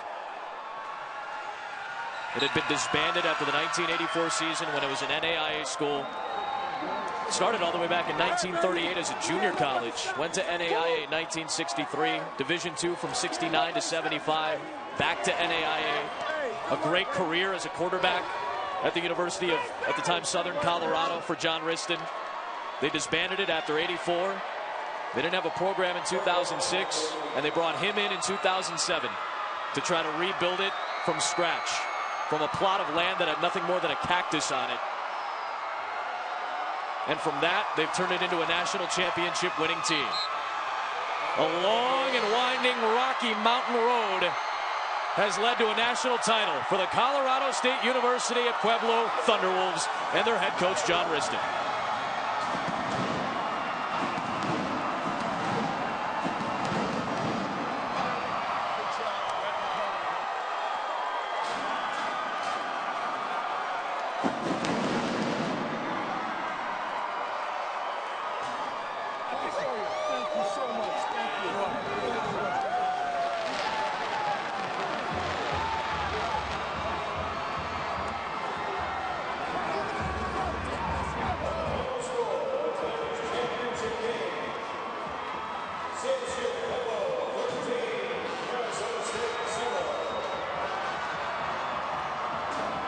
John Riston with Quinn Kestner. Coach, you look up at that scoreboard and you see a 0. How do you best describe the work of your defense? Well, the defense was just outstanding. Coach Hunter Hughes has done an outstanding job since he's been here. Donnell Lee in our secondary, but those players played and they were in their gaps. I just asked them to be Clark Kent, not Superman, and those guys did a great job of doing that. What's it like to take over a program from scratch? 2008, you didn't even have helmets, to now you get to hold this gold trophy. Hey, you know what? I'm the luckiest guy in the world. These kids played their tail ends off. I thank them for letting me be their head coach. What emotions are you dealing with right now, Coach? No, I played this game 1,000 times in my mind. I played it before, and I knew we were going to host this trophy. So my emotions, I'm excited for it. I'm excited for these kids. I'm excited for the city of Pueblo, Southern Colorado, and Colorado State University. Congratulations, Coach. Thanks, you. An incredible story. They didn't exist in 2006. They brought in the man who had an All-American career at the university as a quarterback to build it from scratch. We told you the story. He would bring recruits to an empty plot of land where their stadium, now known as the Thunder Bowl, would eventually be built. And he would tell a recruit, this is where the winning will begin. There was a cactus and just about nothing more in that little plot of land. That's how John Riston pitched to those early freshmen and early walk-ons and built this program into a 4-time RMAC champion, and now for the first time ever, a Division II national champion. They did such a great job defensively. I mean, you can't say enough about the pressure that they applied at the line of scrimmage. Their special teams, they get a big block early in the football game. They just took advantage of the field position that their defense and special teams put the pressure on the Mavericks offensively. And for the Mavericks, an undefeated season coming in. They did such a great job all year putting points on the board, but they met a team tonight that they couldn't find any consistency. They couldn't run the ball with the consistency. They couldn't get vertical plays down the field. And all the credit goes to John Riston, the head coach of CSU at Pueblo, with the way they played defense and pressured the line of scrimmage.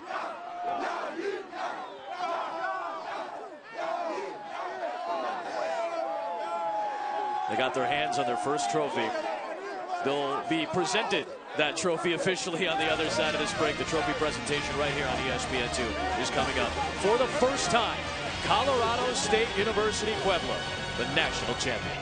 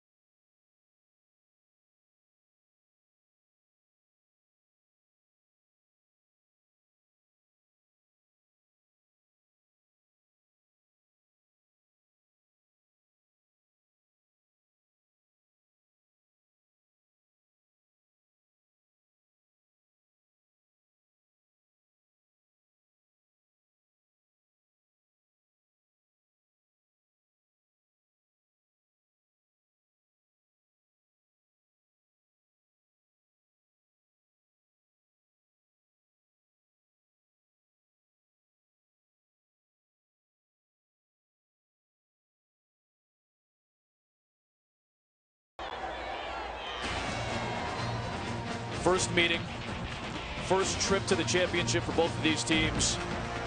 First championship title for the Thunderwolves as they shut out Minnesota State Mankato 13-0 in the first trip to Kansas City for this Division II national championship. Happy to wrap it up. Adam Amin, John Congemi, Quinn Kestner will be along in a moment for the trophy presentation, but there hadn't been a shutout in 17 years in the Division II championship, and this Colorado State University of Pueblo team was so rock solid on defense from start to finish, and special teams as well.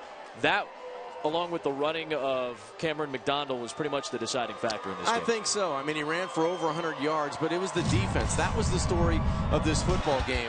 If it wasn't Darius Allen, it was somebody else making a big play. If it wasn't Morgan Fox or Josh Brendel blocking a kick, I mean, Tony Campton in the middle. They did a great job, Adam, on first down. A lot of negative plays, a lot of tackles for loss. Too much pressure in the pocket to get downfield for Ricky Lloyd. This defense did it all year, but they did it this game in a championship, in the biggest spotlight, they threw a goose egg on the board. And you can't be any more proud than that defense can feel right now. Let's go down to Quinn Kesnick on field. We are joined by Del Robinson, the NCAA Division II Championship Football Chair, and he has a special presentation. Del? On behalf of the NCAA, the Division II Football Committee, I'd like to congratulate our national champions, the CSU-Pueblo Thunderwolves.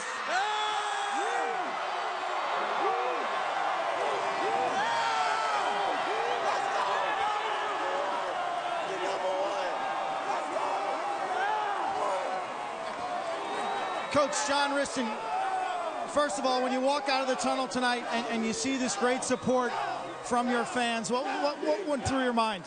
Well, I just thought how special it is to be the head coach at CSU-Pueblo. And well, we got special fans here at CSU, and they feel all the way to be a part of it. So you got to look at these kids having some fun. You took over the program in 2007. What were the expectations back then? I'm disappointed we didn't do this sooner. That's our expectations. Talk about the game tonight. In the first half, it was all Paul Browning and a couple of big plays. In the second half, it was Cameron McDonald. How do you characterize what your offense was able to do?